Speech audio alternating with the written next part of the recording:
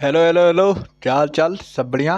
तो भैया आज हम लोग ह्यूमन फिजियोलॉजी का रिवीजन करने जा रहे हैं। तो तैयार हो ना भाई? ऐसा नहीं है कि बढ़िया से बैठे हो सोए हुए हो रिवीजन नहीं कर रहे हो। लास्ट टाइम बचा है, बढ़िया से हम लोग रिवीजन करेंगे। तैयार हो ना भाई? तैयार हैं सर। तो ये जोश दिमाग में बैठा हो, अपने माइंड में सारी चीज़ें एनसीईआरटी बसा लो, ठीक है? चलो मुझे बताओ। सबसे पहले मैं रिवीजन का बता दूँ किस तरीके से उन्हें ब्रीथ इन, फिर हमारा बॉडी फ्लूइड, फिर हमारा लोकोमोशन, सॉरी इथरीशन, फिर लोकोमोशन, फिर न्यूरल, फिर कंट्रोल एंड कोऑर्डिनेशन, ठीक है? तो हम लोगों का यही सीक्वेंस हो जा जिस तरीके से बुक में है। चलो मुझे बताओ, ब्रीथ इन मैकेनिज्म हर ग्रुप मतलब एनिमल के हर ग्रुप में डिफरेंट होता है कि सेम होता है? सर डिफरेंट होता है। किस बेसिस पे? किस पे डिपेंड करता है? हैबिटाट और लेवल ऑफ ऑर्गेनाइजेशन पे डिपेंड करता है। मुझे बता दो, जैसे कि लोअर इनवर्टिब्रेट में जैसे कि स्पॉन्ज हो जाए, सिलेंटेटा हो जाए, फ्लैट वार्म होता, यहाँ पे किस तरीके का ब्रीथिंग होता है? सर यहाँ पे होता है बाई सिंपल डिफ्यूजन। मुझे अब बता दो, अर्थवार्म में किस तरीके का ब्रीथिंग मैकेनिज्म होता है? सर इसमें होता है मॉइस्ट क्यूटिकल। मुझे अब बता दो कि इंसेक्ट के अंदर किस तरीके का ब्रीथिंग मैकेनिज्म होता है? सर इसके अंदर नेटवर्क ऑफ ट्यूब्स पाए जाते हैं जिसे हम बोलते हैं ट्रैकियल ट्यूब्स। अच्छा मुझे बता दो स्पेशलाइज्ड वैक्यूलराइज स्ट्रक्चर जिसे हम बोलते हैं गिल्स, या तुम बोलो ब्रैकियल रेस्पिरेशन, किसमें होता है? हम्म ये most of the aquatic arthropod और मोलस्क के अंदर देखा गया है। वहीं पे मुझे ये बता दो, बैक्यूलराइड बेड जिसे हम बोलते हैं लंग्स, ये किसके अंदर देखा गया है? सर ये जो होता है टेरेस्ट्रियल फॉर्म में ही हम लोग, जैसे कि हम लोग में आते हैं, तो ये किसके अंदर देखा गया है? ये हम लोग के अंदर, हम लोग मतलब एम्फीबिया, रेप्टाइल, बर्ड्स, मैमल्स के अंदर देखा गया है, ठीक है? लंग्स। वहीं पे क्यूटेनियस रेस्पिरेशन किसके अंदर देखा गया? सर ये एम्फीबिया में जैसे कि फ्रॉड हो गया। बताओ पाथवे क्या होता है ह्यूमन रेस्पिरेटरी सिस्टम का? पाथवे क्या होता है? बताओ भाई, बताओ।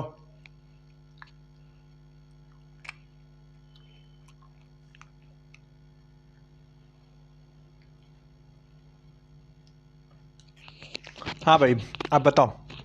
सर एक्सटर्नल नॉस्ट्रिल से हूर से नेशल पैसेज में आता है, नेशल पैसेज से होते हुए नेशल चैम्बर में आता है, नेशल चैम्बर से फेरेंस में आता है, फेरेंस से लैरेंस में आता है, लैरेंस से ट्रेचिया में आता है, ट्रेचिया से हमारी T5 रीजन, T5 मतलब थोरेसिक रीजन में जाता है। फिर उसके बाद राइट एंड लेफ्ट ब्रोंकाई में बढ़ता है। फिर ब्रोंकाई में 3 पार्ट आते हैं, प्राइमरी ब्रोंकाई, सेकेंडरी ब्रोंकाई और टर्जरी ब्रोंकाई।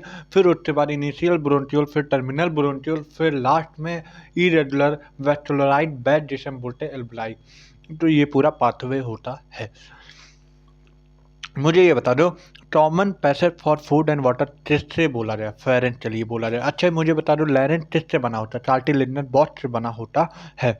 मुझे बता दो, ये बताओ, जब हम खाना तो ले डलते हैं during swallowing glottis can be troubled glottis किससे ट्रबल कर देता है? सर ये थिन होता है, इलास्टिक होता है, कार्टिलेजनस फ्लैप होता है जिसे हम बोलते हैं इपीग्लॉटिस। अच्छा मुझे बता दो ट्रेचिया स्टेट ट्यूब होता है कि नहीं? हाँ सर होता है, स्टेट ट्यूब होता है। अब मुझे बता दो भैया कि जो होता है, बात कर दी जाए ट्रेचिया, प्राइमरी, सेकेंडरी, टर्जरी, ब्रोंकाई और इनिशियल ब्रोंक्यूल और टर्मिनल ब्रोंक्यूल नहीं रहेगा। मतलब इनिशियल ब्रोंक्यूल तक किससे सपोर्टेड होता है? सर इनकम्प्लीट कार्टिलेजनस रिंग से सपोर्ट होता है। अब मुझे बता दो कि भैया जो होता है, जो हमारा लंग्स होता है, इनके अंदर 2 लेयर होते हैं कि 3 लेयर होते हैं? सर ये कवर्ड होते हैं 2 लेयर से। काउंट होते हैं, प्लूरल लेयर होता है और बेसल लेयर। इसके अंदर क्या कैसा फ्लूइड होता है? सर इसके अंदर प्लूरल फ्लूइड होता है। क्या रिड्यूस करता है? सर ये फ्रेक्शन तो रिड्यूस करता है। अच्छा मुझे बता दो, आउटर प्लूरल मेम्ब्रेन जिससे कांटेक्ट में आता है, जिससे कांटेक्ट में होता है सर, ये थोरेसिक लाइन से कांटेक्ट में होता है। वहीं पे इनर प्लूरल मेम्ब्रेन की बात कर दी जाए तो ये जिससे कांटेक्ट में होता है लंग सरफेस से। अच्छा मुझे बता दो, एक्सटर्नल नॉस्ट्रिल से लेके टर्मिनल ब्रोंटियोल तक कैसा पार्ट होता है सर, ये कंडक्शन पार्ट होता है। वहीं पे एल्वलाई और उससे डक्ट की बात कर दी जाए तो यहाँ पे कैसा पार्ट होता है सर, ये रेस्पिरेटरी पार्ट होता है, या तुम बोल सकते हो एक्सचेंज पार्ट होता है। मुझे बता दो जब हम एटमॉस्फेरिक एयर तो हम जब अपने बॉडी के अंदर मतलब अपने लंग्स के अंदर ले आते हैं तब ये तिस्से लड़ाई करता है। मतलब मेरे कहने का मतलब ये क्या क्या चीज से झेलता है। मतलब मेरे कहने का मतलब ये ह्यूमिडिटी, फॉरेन पार्टिकल, और ये इतना ही नहीं, हमारे बॉडी टेम्परेचर, जो हमारे अंदर का बॉडी टेम्परेचर उसको भी मेंटेन करता है। ठीक है, अब मुझे बता दो कि जो ये लंग्स होता है ये किस रीजन में होता है सर, ये थोरेसिक रीजन में होता है। मुझे बता दो जो थोरेसिक चैम्बर होता है डॉर्सली किससे अटैच होता है सर, ये डॉर्सली बात कर दी जाए तो वेंट्रल वर्टिब्रल कॉलम से अटैच होता है, लेकिन वहीं पे वेंट्रली की बात कर दी जाए तो ये स्टेनम से अटैच होता है। वहीं पे लेटरली की बात कर दी जाए तो ये रिफ्ट से अटैच होता है। अच्छा मुझे बता दो, डोम शेप स्ट्रक्चर तो हम क्या बोलते हैं सर, डोम शेप स्ट्रक्चर तो डायफ्राम बोलते हैं। और डायफ्राम कहाँ पे होता है, लोअर साइड होता है कि अपर साइड सर, ये लोअर साइड होता है। अब मुझे बता दो क्या क्या रेस्पिरेशन में स्टेप इन्वॉल्व होते हैं सर, जैसे कि ब्रीथिंग मतलब पल्मोनी वेंटिलेशन का मतलब एटमॉस्फेरिक एयर को लेना, मतलब atmospheric air is drawn and CO2 rich alveolar release out. फिर वहीं पे फर्स्ट डिफ्यूजन ऑफ गैसेस कहाँ पे होता है, हमारा एल्वेओलर मेम्ब्रेन, जहाँ पे O2 जो होता है ब्लड में जाता है, वहीं पे CO2 जो होता है एल्वलाई में होता है।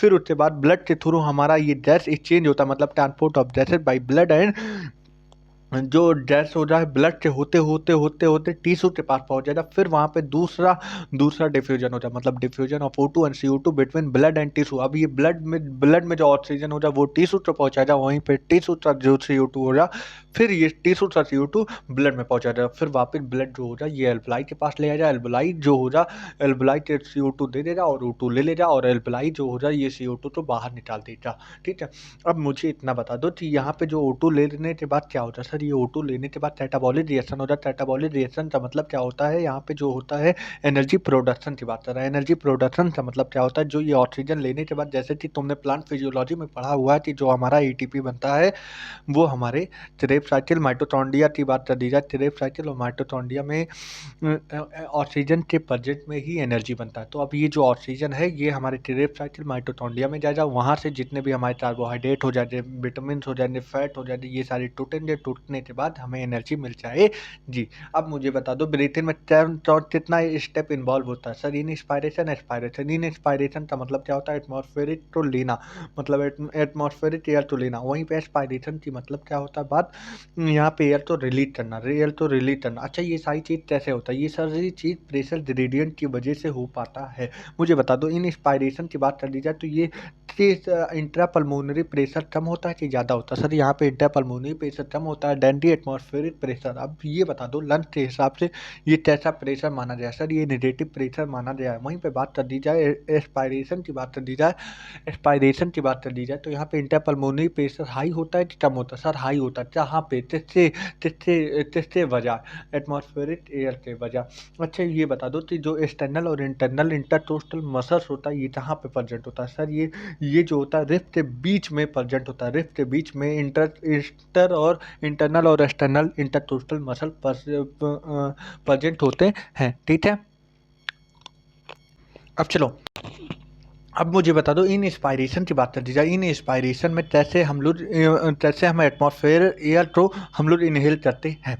अब मुझे बताओ जब हम इनहेल करेंगे तब बात कर दी जाए तुम्हें मालूम है कि जो इंटरकोस्टल मसल में दो होते हैं, एक एक्सटर्नल एक इंटरनल। वहाँ पे एक्सटर्नल इंटरकोस्टल मसल जो होता है स्टेर्नम और रिफ्ट अपने आप अपवर्ड लिफ्ट अपवर्ड हो जाते हैं, और वहीं पे वहीं पे तब हमारा क्या होता है, इनहेल मतलब एयर तो हम इनहेल कर पाते हैं। बेसिकली ये होता कैसे है कि जब हम एयर तो इनहेल करते हैं तब हमारा डायफ्राम मसल कॉन्ट्रैक्ट होता है, जिसकी वजह से थोड़े से वॉल्यूम इंक्रीज करता है और जिसकी वजह से एक्सटर्नल इंटरकोस्टल मसल बढ़ता है और जिसकी वजह से हमारा जो वॉल्यूम होता है डोर्सोवेंट्रल एक्सिस का भी बढ़ता है और इसकी वजह से प्रेशर, लंग का प्रेशर कम होता है और कम होता है तो हमारा जो एयर होता है वो बाहर से अंदर की तरफ मूव कर जाता है, तब इस प्रोसेस को बोलते हैं इंस्पायरेशन। वहीं पे एस्पायरेशन की बात कर दी जाए, जब हम लोग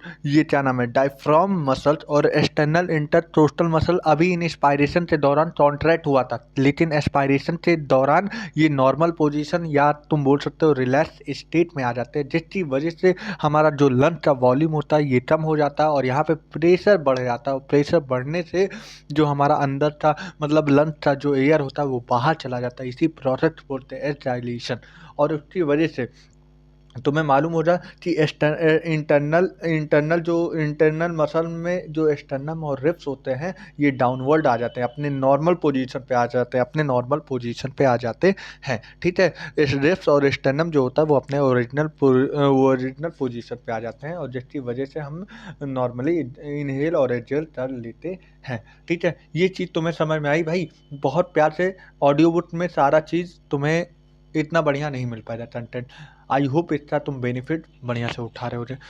अब मुझे बता दो कैपेसिटी की बात कर दी जाए तो हमारे कैपेसिटी हो जाते हैं, जैसे कि टाइडल वॉल्यूम की बात कर दी जाए तो ये नॉर्मल जब हम इनहेल और एक्सहेल करते हैं तब इसी तो हम बोलते हैं टाइडल वॉल्यूम। ये टाइडल वॉल्यूम जो होता है पर मिनट कितने से कितने मिनट तक बात कर दी जाए, कितने टाइम्स की बात कर दी जाए तो जो टाइडल वॉल्यूम होता है अप्रॉक्स 500 ml पर ब्रीथ।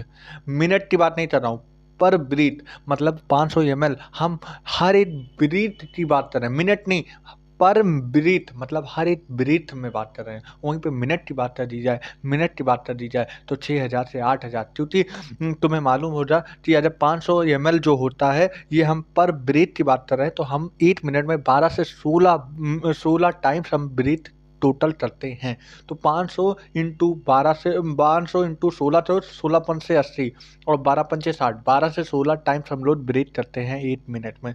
तो 500 इंटू 12 से 16, 12 पंचे 60 मतलब 6000 से, और 16 पंचे 80, 6000 से 8000 ml पर मिनट। मतलब तुम बोल सकते हो 6 लीटर से 8 लीटर पर मिनट हम लोग टाइडल वॉल्यूम से मदद से हम लोग इनहेल और एक्सहेल करते हैं। वहीं पे आईआरबी का फुल फॉर्म होता है इनएस्पायरेटरी रिजर्व वॉल्यूम। यहाँ पे हम लोग एडिशनल वॉल्यूम मतलब अबव टाइडल वॉल्यूम, जितना हम लोग नॉर्मल इन इंस्पायरेशन किया, अब उसके बाद मतलब एडिशनल जो फोर्स लगाते हम लोग एयर को इनहेल करते हैं, इसे हम बोलते हैं आईआरबी। ये कितना होता है 2500 ml से 3000 ml। वहीं पे ईआरबी मतलब टाइडल वॉल्यूम जो होता है, मेनली जो टाइडल वॉल्यूम है ये हम नॉर्मल एक्सहेल कर दिए, उसके बाद फोर्स लगाते कितना हम लोग एयर निकाल रहे हैं, इसे बोलते हैं ईआरबी। तो ये होता है 1000 से 1100 ml। फिर वहीं पे रिजिडुअल वॉल्यूम जो होता है, जो ऐसा एयर होता है वो तभी अपने मतलब पूरे जीवन काल में कभी ये एयर एक्सपेल्ड मतलब बाहर नहीं जा सकता। मतलब ये नॉर्मल एक्सपायरेशन मतलब मेरे कहने का मतलब जो टाइडल वॉल्यूम में नॉर्मल हम इनहेल करते हैं एक्सहेल करते हैं, उसके बाद जब हम फोर्स लगाते जो एयर होता वो भी निकाल दिया जाए, फिर उसके बाद जो बचे ये हमारा रेजिडुअल वॉल्यूम होता है। ये होता है 1100 से 1200 ml पर मिनट, ठीक है। वहीं पे बात कर दिया तो कैपेसिटी होता है, जैसे कि बात कर दिया इन इंस्पायरेटरी कैपेसिटी क्या होता है, यहाँ पे होता है TV plus IRV tidal volume plus in inspiratory reserve volume. फिर उसके बाद बात कर दी जाए आईसी की बात कर दी जाए, इन इंस्पायरेटरी कैपेसिटी की बात कर दी जाए तो ये करीब करीब 3000 से 3500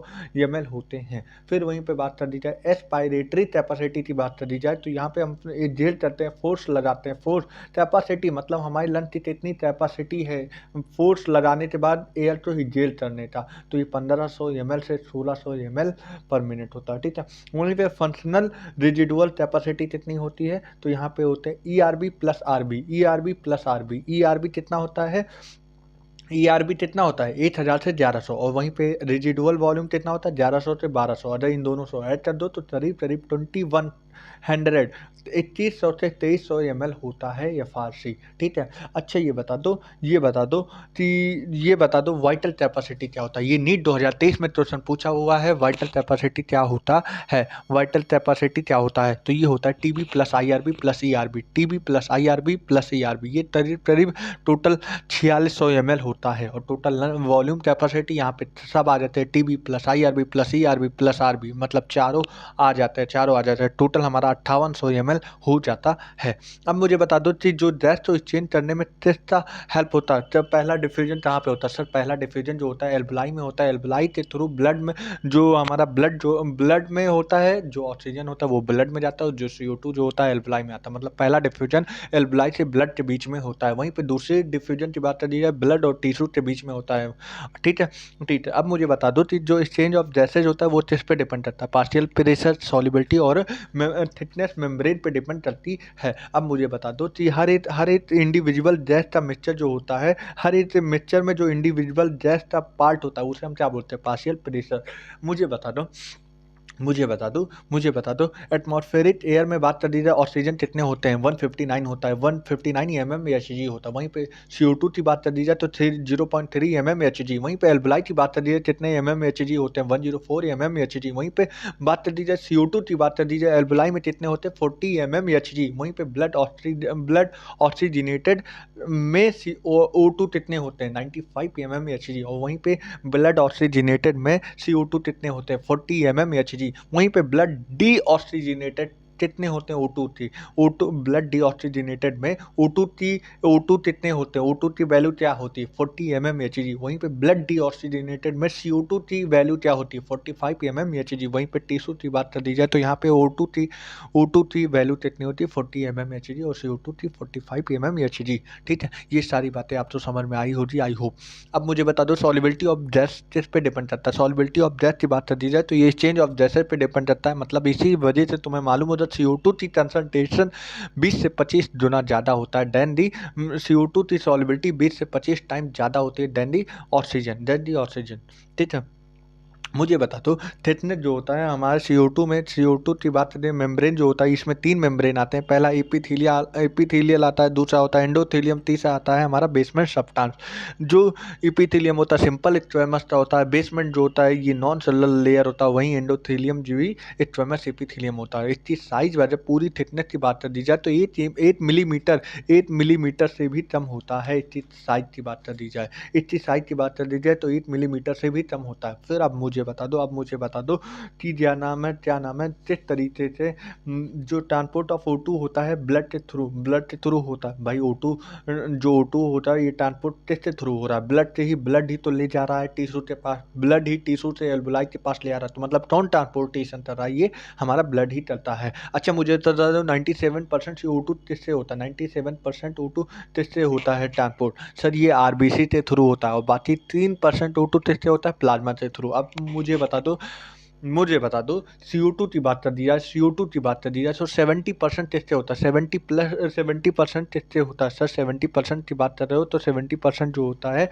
ये हमारे जो होता है बाइकार्बोनेट से होता है। और वहीं पे 7% जो होता है ये कैसे होता है सर, ये 7% की बात कर रहे हो तो ये प्लाज्मा के थ्रू होता है। ये कैसे होता है, प्लाज्मा के थ्रू होता है। 7% जो होता है प्लाज्मा के थ्रू होता है, 70% बाइकार्बोनेट की वजह से होता है, और 20 से 25% बात कर दी जाए तो ये जो होता है RBC के माध्यम से होता है। अरे भाई समझ में आया कि नहीं, हाँ सर समझ में आया। अच्छा बता दो 15 ग्राम बात कर दी है 100 ml ऑफ ब्लड में कितना ग्राम हीमोग्लोबिन कैरी करता है, 15 ग्राम। अब मुझे बता दो हर एक एवरी हीमोग्लोबिन कितने कितने आयरन तो कैरी करता है, चार मॉलिक्यूल्स ऑफ ऑक्सीजन तो कैरी करता है। अब मुझे बता दो कि क्या नाम है, मुझे बता दो कि अब बता दो ऑक्सीजन हीमोग्लोबिन बनने के लिए क्या क्या कंडीशन होनी जरूरी है, और क्या क्या क्या कंडीशन जरूरी है। सर ये कंडीशन क्या क्या जरूरी है मुझे अब बता दो, बहुत जरूरी, बहुत इंपॉर्टेंट अब मैं पूछने जा रहा हूँ। सर ये डिपेंड करता है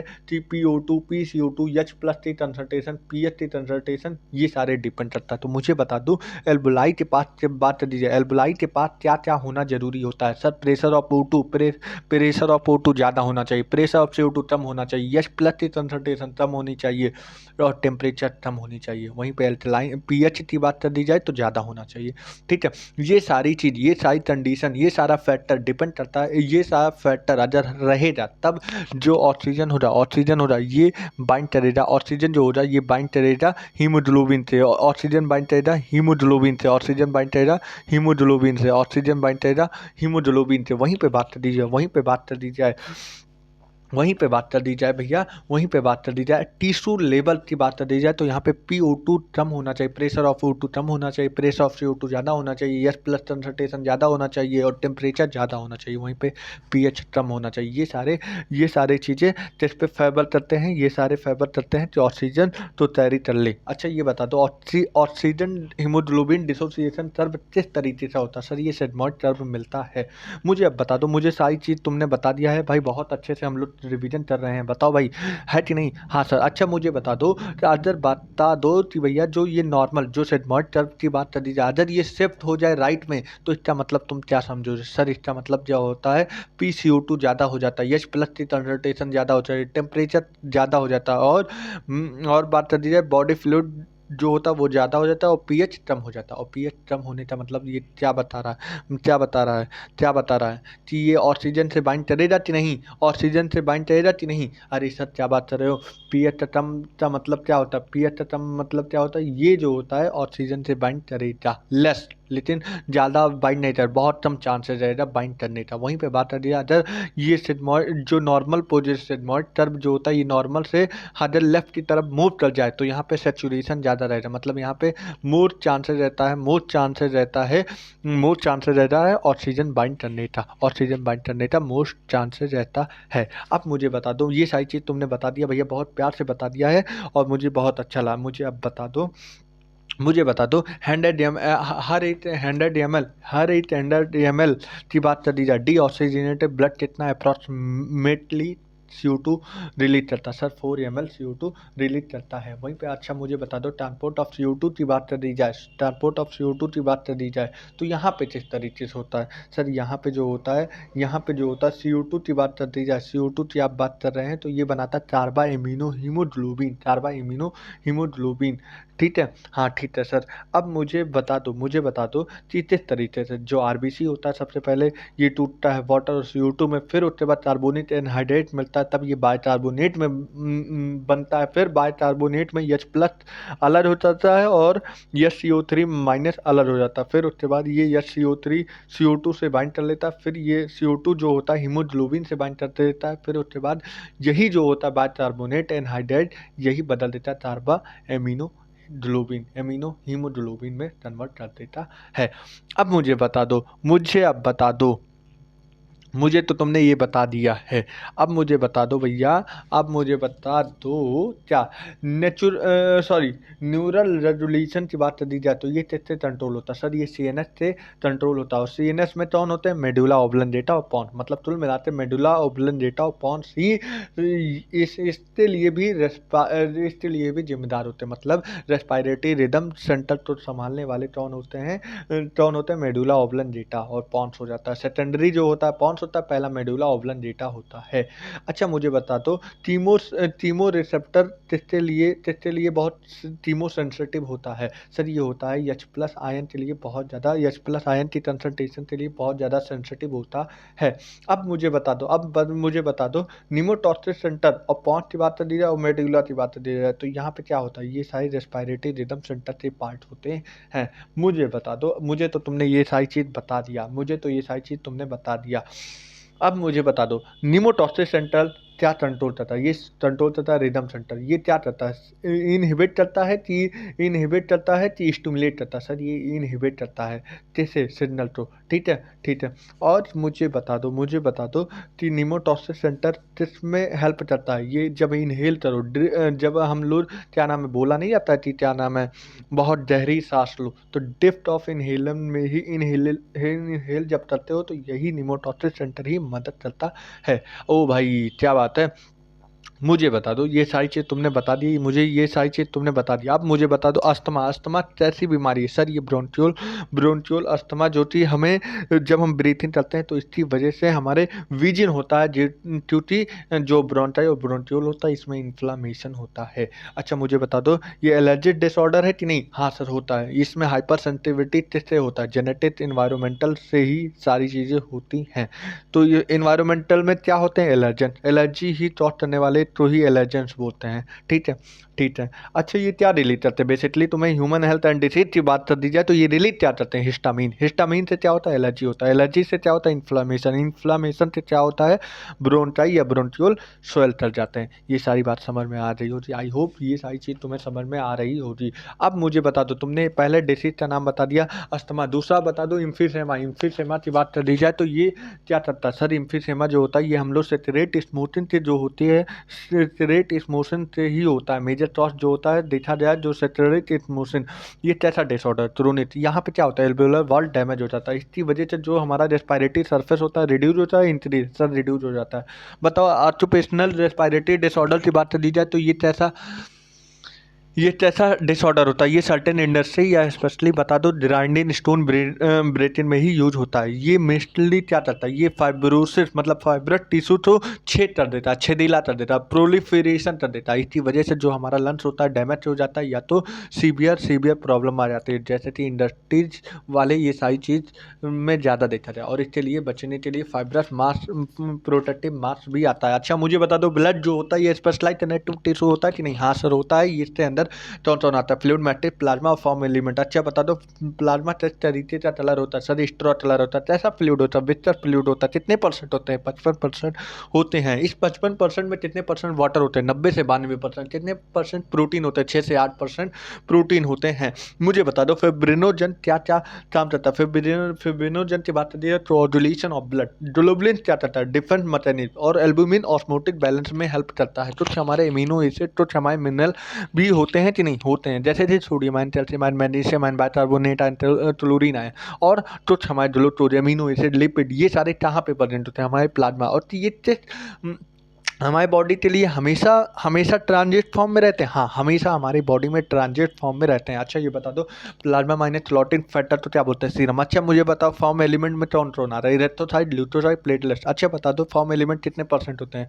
45%। इरेथ्रोसाइट की बात कर दिया, मोस्ट अबेंडेंट होते हैं कि less abundant? Sir most abundant. इनका ऑन एवरेज कितने होते हैं? 5 million to 5.5 million RBC mm cube होता है। अच्छा मुझे बता दो, आरबीसी कहाँ पे फॉर्म होता है? सर रेड बोन मैरो, या आप बोल सकते हो रेड बोन मैरो में ही डेवलप होता है। तब हमारे एडल्ट में। और वहीं पे बात कर दी जाए भैया, जब क्या नाम है, जब हम लोग एम्ब्रियो थे तब कहाँ पे? यॉर्क सेट में होता है। अच्छा यॉर्क सेट में होता है। मुझे बता दो इसका शेप क्या होता है? Round and bicon shape. अच्छा ये किस तरीके का कलर शो करता है? सर ये रेड कलर का होता है। अच्छा मुझे बता दो, आयरन प्रोटीन इसके अंदर होते हैं कि नहीं? हाँ सर हीमोग्लोबिन के अंदर आयरन होते हैं। ये किस फॉर्म में होते हैं? Fe+2 या Fe+3?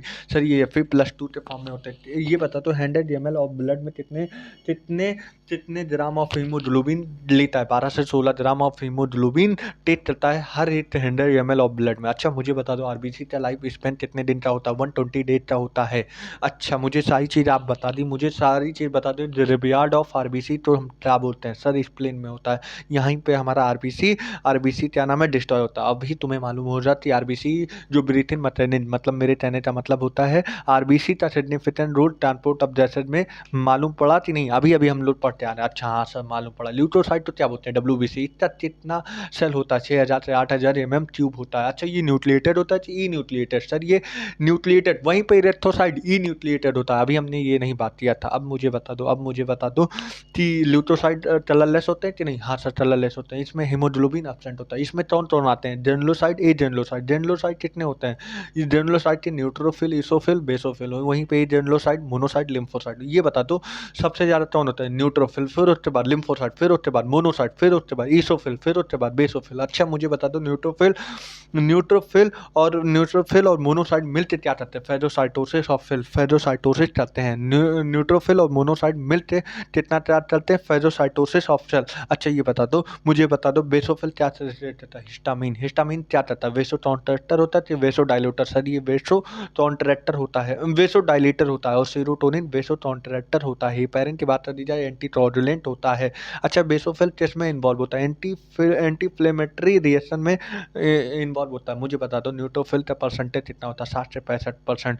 वहीं पे बात कर दी जाए बेसोफिल का 0.5 से 1%। वहीं पे बात कर दी जाए मोनोसाइट 6 से 8%। मुझे बता दो ईसोफिल 2 से 3%। वहीं पे जो लिम्फोसाइट होता है ये कितना होता है, लिम्फोसाइट जो होता है 20 से 25% होता है। लिम्फोसाइट के अंदर कौन कौन आता है, बी लिम्फोसाइट, टी लिम्फोसाइट। मुझे बता दो थ्रोम्बोसाइट तो क्या बोलते हैं, प्लेटलेट। अच्छा इसके सेल के फ्रेगमेंट तो क्या बोलते हैं, मेगाकैरियोसाइट। अच्छा मुझे बता दो इसका नंबर ऑफ सेल कितना होता है, 1.5 लाख से 3.5 लाख प्लेटलेट रेमम ट्यूब होता है। अच्छा मुझे बता दो अगर किसी तो कोऑर्डिनेशन नहीं हो रहा, इससे क्या हो रहा है सर, क्लॉटिंग डिसऑर्डर से क्या हो रहा है, ब्लड का एक्सेसिव लॉस हो जाए, इसकी वजह से क्या हो सकता है, एनीमिया। अच्छा मुझे बता दो कि जो क्या नाम है एबीओ ब्लड ग्रुपिन होता है ये किस पे बेस्ड होता है सर, इस ये प्रेजेंट और absent of two surface antigen. जैसे कि हमारी बात कर दी जाए तो इसमें कितने ब्लड ग्रुप होते हैं सर, इसमें 4 होते हैं, ए होते हैं, बी होते हैं, ए बी हो सकता है, ओ होता है। किसके अंदर एंटीबॉडी नहीं होता सर, ए बी के अंदर। किसके अंदर एंटीजन नहीं होता सर, ओ के अंदर। मुझे बता दो कौन यूनिवर्सल डोनर होता है सर, ब्लड ग्रुप ओ होता है। अच्छा मुझे बता दो कौन यूनिवर्सल रेसिपिएंट होता है सर, ए बी होता है। आर्य ग्रुपिन की बात कर दी जाए जिसमें देखा जाए रिएक्शन मंथली में मेजोरिटी 80% जो होते हैं वो क्या होते हैं, आर एच पॉजिटिव। वहीं पे बात करिए 20% मतलब जितने भी रेस्ट बचे वो क्या होते हैं, आर एच नेगेटिव। मुझे बता दो आर एच इनकम्पैटिबिलिटी में mother pregnant mother test blood क्या होता है, आर एच नेगेटिव। वहीं फीटस का बात कर दीजिए तो आर एच पॉजिटिव। मुझे बता दो कि फर्स्ट बात कर दीजिए फर्स्ट प्रेगनेंसी के दौरान जो होता है मदर और फीटस से जो ब्लड होता है मिल जाता है कि नहीं मिलता, क्योंकि प्लेसेंटा होता है। क्यों प्लेसेंटा होता है, तो जब डिलीवरी होता है तब छोटा small amount of blood miss हो जाता है किससे, फीटस से। फिर उसके बाद मदर क्या बनाती है, एंटीबॉडी आर एच एंटीजन। अब मुझे बता दो एंटीबॉडी मदर ने बना दिया तो उसके बाद अगर दूसरी बार डिलीवरी हो जाए या सब्सिक्वेंट डिलीवरी में अगर बच्चे का ब्लड आर एच पॉजिटिव हुआ तब ये क्या करेगा, ये जो ब्लड था मतलब फीटस का ब्लड को जाके डिस्ट्रॉय कर देगा और डिस्ट्रॉय करने के बाद जो होता है इससे सीवियर प्रॉब्लम जैसे कि जॉन्डिस एनीमिया हो जाता है। इसे हटाने के लिए हम लोग क्या करते हैं, एंटी आर एच एंटीबॉडी का इंजेक्शन दे देते हैं इमीडिएटली डिलीवरी। अच्छा मुझे बता दो डिलीवरी मतलब फर्स्ट चाइल्ड से।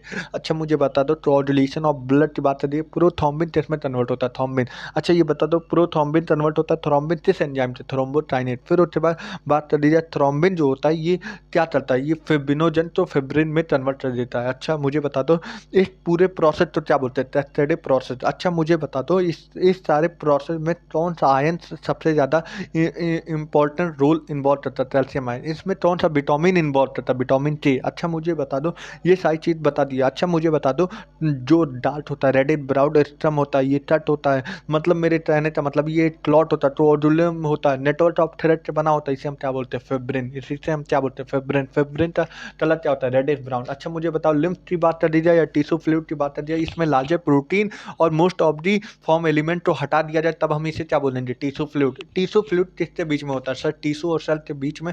टिश्यू और कैसा सेल, कॉन्स्टिट्यूएंट सेल होता है, इसके बीच में जितने सारे होते हैं वो सारे टिश्यू फ्लूइड में आते हैं। ये क्या करते हैं मेनली जो होते हैं टिश्यू फ्लूइड जो होते हैं एक्सचेंज ऑफ न्यूट्रिएंट्स और जैसे में हेल्प करते हैं किसके बीच में, ब्लड और टिश्यू में। अब मुझे बता दो ये जो फ्लूइड होता है ये कहाँ पे ले जाते ड्रेन कर देता है सर, ये मेजर वेन्स में जाते ड्रेन कर देता है। अब मुझे बता दो लिम्फ कैसा होता है, कलरलेस होता है स्पेशलाइट क्या होता है, लिम्फोसाइट होता है। मुझे बता दो ये इम्यून रिस्पॉन्स में हेल्प करता है कि नहीं, हाँ। अच्छा मुझे बता दो लिम्फ की बात कर दी जाए तो ये इंपॉर्टेंट कैरियर होता है न्यूट्रिएंट हार्मोन के लिए कि नहीं, हाँ होता है। फैट किस तरीके से एब्जॉर्ब होता है, लैक्टियल से। अच्छा मुझे बता दो ओपन सर्कुलेटरी सिस्टम किसमें पाया जाता है, आर्थ्रोपोडा और मोलिस्टर। क्लोज सर्कुलेटरी सिस्टम किसमें पाया जाता है, एनिलेटा और चौडेटा। अच्छा मुझे साइनस बताओ, ये लार्ज वेसल होता है ओपन स्पेस। अच्छा मुझे बता दो, मुझे ये सारी चीज़ तुमने बता दिया है। अब मुझे बता दो कि फिशेस के अंदर कितने चैम्बर का हार्ट पाया जाता है? 2 चैम्बर हार्ट। कौन-कौन सा? आर्टरियम और वेंट्रिकल। एम्फीबिया के अंदर कितना पाया जाता है? सर एम्फीबिया के अंदर 3 चैम्बर हार्ट पाया जाता है। जैसे कि एम्फीबिया और रेप्टाइल में 3 चैम्बर हार्ट पाया जाता है, लेकिन एक एक्सेप्शन है, वो क्रोकोडाइल। क्रोकोडाइल के अंदर 4 चैम्बर हार्ट पाया जाता है।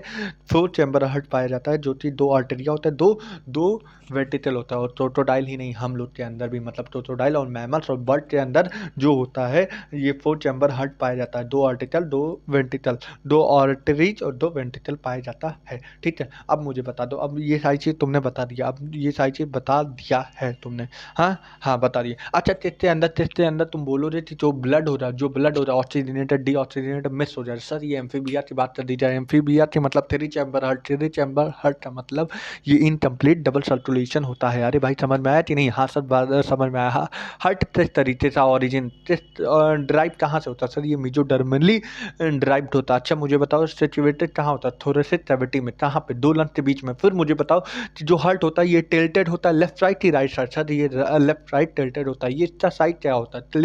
क्लिंचेड फर्स्ट, मतलब मुट्ठी आकार जैसे होता है। अच्छा, इसमें डबल वॉल होते हैं कि सिंगल वॉल? सर इसमें डबल वॉल होते हैं। इसे हम क्या बोलते हैं? पेरिकार्डियम। ये बताओ, पेरिकार्डियम के अंदर कौन सा फ्लूइड होता है? Pericardial fluid. अच्छा ये बताओ, जो हमारे हार्ट के अंदर कितने चैम्बर होते हैं? 4 चैम्बर। 2 अपर होते हैं, 2 लोअर होते हैं। हाँ सर, अपर चैम्बर तो क्या बोलते हैं? आर्टरी। और लोअर चैम्बर तो हम क्या बोलते हैं? वेंट्रिकल। अपर लार्जर होता है कि लोअर लार्जर होता है? लोअर लार्जर चैम्बर होता है, अपर जो होता है शॉर्ट होता है, स्मॉल होता है। अच्छा मुझे बता दो कि 2 आर्टरिया तो डिवाइड करने वाले तो हम कौन सा उस सेप्टम तो क्या बोलते हैं? सर ये हम बोलते हैं इंटर आर्टिकुलर सेप्टम। अच्छा मुझे बता दो 2 वेंट्रिकल तो सेपरेट करने वाले तो हम क्या बोलते हैं? कौन सा सेप्टम बोलते हैं? Sir inter ventricular septum. अच्छा मुझे बता दो राइट राइट राइट आर्टरियम और राइट वेंट्रिकल तो सेपरेट करने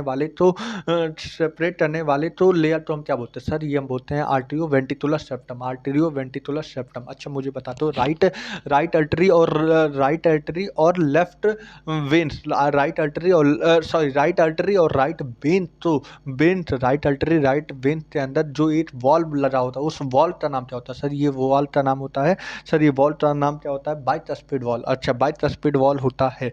मुझे बता दो लेफ्ट वेन तो सेपरेट करने वाले तो भी आर्टियो वेंट्रिकुलर सेप्टम बोलते हैं। यहाँ पे जो वॉल्व होता है ये ट्राइस्पेड वॉल्व, इसे तो मेटल वॉल्व बोलते हैं। ये बात समझ में आई भाई? ये बात समझ में आई? और सुनो, उससे बात सुनो कि क्या नाम है, जो वेंट्रिकल से निकलता है और फिर ये जाते हैं हमारे आर्टरी में ज्वाइन होता है। इसके बाद भी मतलब 2 वेंट्रिकल के बाद भी एक वॉल्व होता है, इसे हम बोलते हैं सेमिल्यूनर वॉल्व। अच्छा मुझे बता दो, ये सारी बात तुमने बता दिया मुझे। और ये वॉल्व क्यों लगे होते हैं? ये बैक फ्लो तो रोकते हैं। अब मुझे बता दो, जो हमारा हार्ट होता है ये कार्डियक मसल से बना होता है कि नहीं? हाँ सर होता है। इसके अंदर नोडल टिश्यू होते हैं कि नहीं? होते हैं। अच्छा मुझे बता दो, right upper corner of right atrium में कौन होता है? एस ए एन का पूरा नाम साइनो आर्टेरियल नोड। फिर उसके बाद मुझे बता दो lower left corner of right atrium में कौन होता है? Sir A B node. मुझे इसका नाम बताओ। ए बी नोड का आर्टियो वेंट्रिकुलर नोड। मुझे बता दो नोडल फाइबर आर्टियो वेंट्रिकुलर बंडल, और इतना ही नहीं, और तो छोटे सेप्टा और उसके इनर वेंट्रिकुलर सेप्टम, और ये डिवाइड होते हैं लेफ्ट और right bundle of ventricular septum. क्या बनाते हैं? पुर्किंजे फाइबर।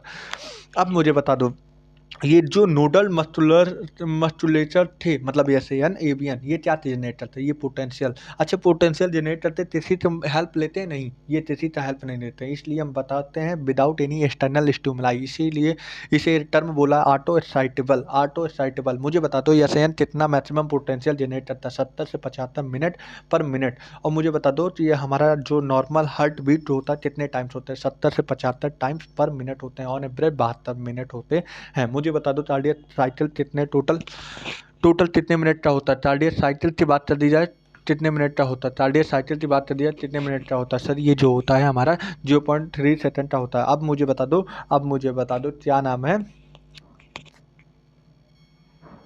हाँ हाँ भाई, मुझे बता दो जॉइंट डायस्टोल होता है कितने सेकंड के लिए होता है? सर 0.4 सेकंड के होते हैं। यहाँ पे क्या होता है जॉइंट डायस्टोल की कंडीशन में? क्या होता है बेसिकली जॉइंट डायस्टोल की कंडीशन में जो होता है, यहाँ पे जो होता है कि सारी चीज़ ओपन हो जाते हैं। कि देखो जॉइंट डायस्टोल का मतलब जो होता है हमारा आर्टरीज और वेंट्रिकल दोनों रिलैक्स स्टेट में होता है। जॉइंट मतलब दोनों, और डायस्टोल मतलब रिलैक्स स्टेट में। फिर उसके बाद हमारा उसके बाद कौन आता है? Articular systole, articular systole. यहाँ पे दोनों आर्टेरिया कॉन्ट्रैक्ट होते हैं, जिसकी वजह से जब दोनों जॉइंट डायस्टोल होता है तो इसी वजह से ट्राइस्फिड बाइस्फिड वॉल्व बंद हो जाते हैं। फिर उसके बाद हमारा आर्टियल सिस्टोल होता है, इसकी वजह से जो हमारा ब्लड होता है वो आर्टरीज में आने लगता है, और आर्टरीज में आते आते आते आते वहाँ तक वॉल्यूम बढ़ने लगता है। वॉल्यूम बढ़ता है, उसकी वजह से करीब करीब जो मान लो 70% जो ब्लड होता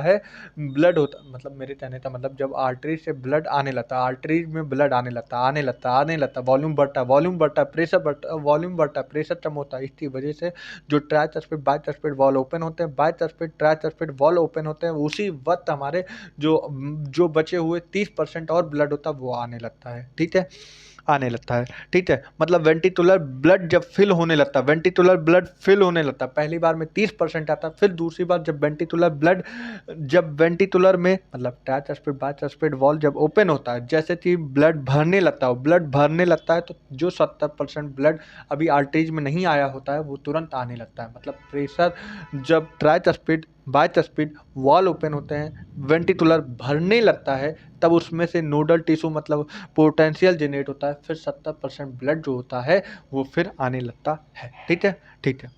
अब मुझे बताना है, एट द एंड मुझे ये बताना है वेंटिकुलर डायस्टोल कितने सेकंड का होता है? 0.1। मतलब टोटल बात कर दी जाए, टोटल जो हमारा कार्डियक साइकिल होता है वो 0.8 सेकंड का होता है। ठीक है। अब ये बात समझ में आ रही मुझे, आई होप तुम्हें समझाने में मैंने कम समय लिया हो और बहुत अच्छे से समझा दिया हो। ठीक है।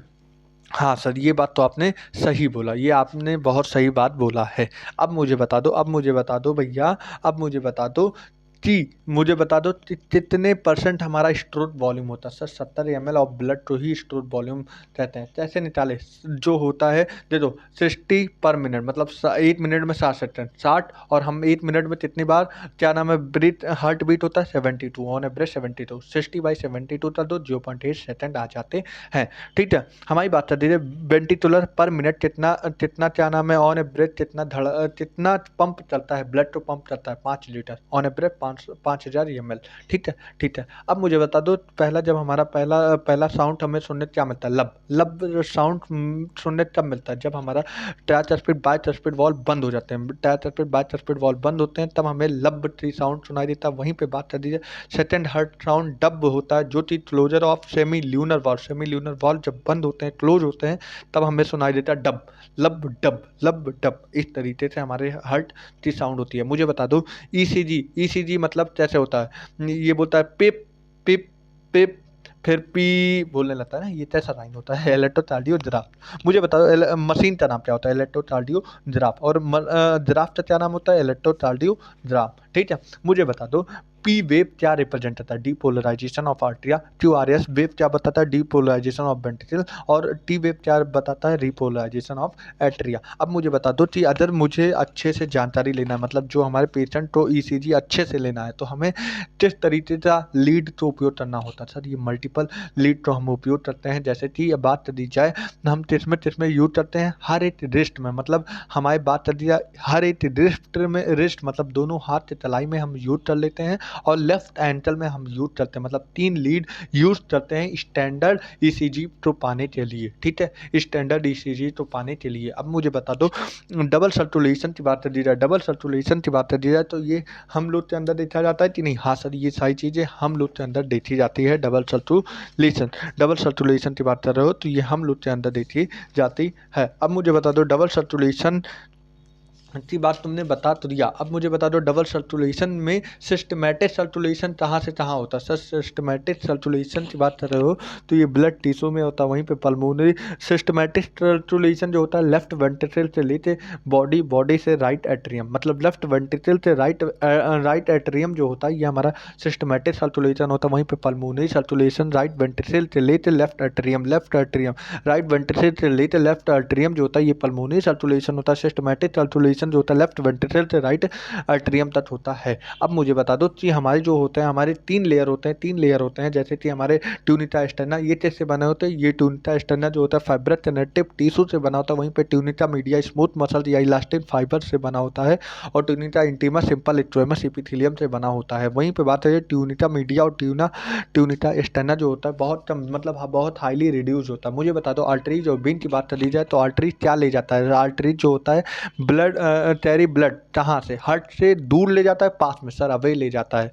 और मुझे बता दो कि यहाँ पे जो होता है, यहाँ पे जो ल्यूमन होता है आर्टरीज का वो नैरो होता है कि हार्ड होता है, सर आर्टरीज की बात कर रहे हो तो ये नैरो होता है। वहीं पे वेन की बात कर दी जाए, वेन की बात कर दी जाए तो यहाँ पे वेन की बात कर दी जाए तो यहाँ पे जो होता है वाइड होता है कि ल्यूमन की नैरो होता है, सर ये वाइड होता है। अच्छा मुझे इतना तो तुमने बता दिया, मुझे बता दो कि ये जो होता है वेन जो होता है ब्लड तो हार्ट की तरफ ले आता है कि दूर ले जाता है, सर ये ब्लड तो अपने तरफ लाता है। अब मुझे बताओ पोर्टल सर्कुलेशन तुमने सुना है, हाँ सर ये कहाँ पाया जाता है, मोस्टली इन ऑल वर्टिब्रेट के अंदर पाया जाता है। मुझे बता दो कि ये जो पोर्टल सिस्टम होता है कितना होता है, सर हिपैटिक पोर्टल सिस्टम होता है, रीनल किडनी होता है और हाइपोफिशियल होता है। ये बता दो रीनल किडनी जो होता है एब्सेंट इन मैमर, हिपैटिक पोर्टल हम लोग के अंदर पाया जाता है। ये हिपैटिक पोर्टल बेसिकली होता क्या है, ये जो होता है जो हमारा लीवर होता है और स्टोमक से आपस में जोड़ता है। मतलब बात कर दी जाए तो ये ज्वाइन करता है, ये स्टार्ट होता है कैपलरी से और एंड होता है कैपलरी से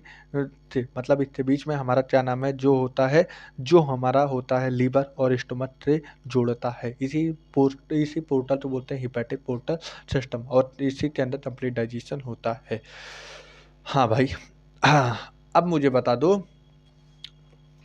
भाई ऐसा है रिवीजन बढ़िया चला है कि नहीं, मुझे बताओ भाई। हाँ सर बहुत बढ़िया चला है। अब मुझे बता दो कि नॉर्मल एक्टिविटी ऑफ हार्ट की बात कर दी जाए तो ये इंटेंशनली होती है कि नहीं, हाँ होती है। ऑटो रेगुलेटेड होती है कि नहीं, होती है। हार्ट कैसा होता है, मायोजेनिक। मुझे बता दो मेडुला ऑब्लंगेटा जो होता है कार्डियक फंक्शन तो रेगुलेट करता है कि नहीं, हाँ करता है। अच्छा मुझे बता दो न्यूरल सिग्नल जो होता है, ये जो हमारा न्यूरल सिग्नल की बात कर दी जाए सिम्पथेटिक नर्व जो होता है ये हमारे हार्ट बीट को इंक्रीज करता है डिक्रीज, सर ये इंक्रीज करता है।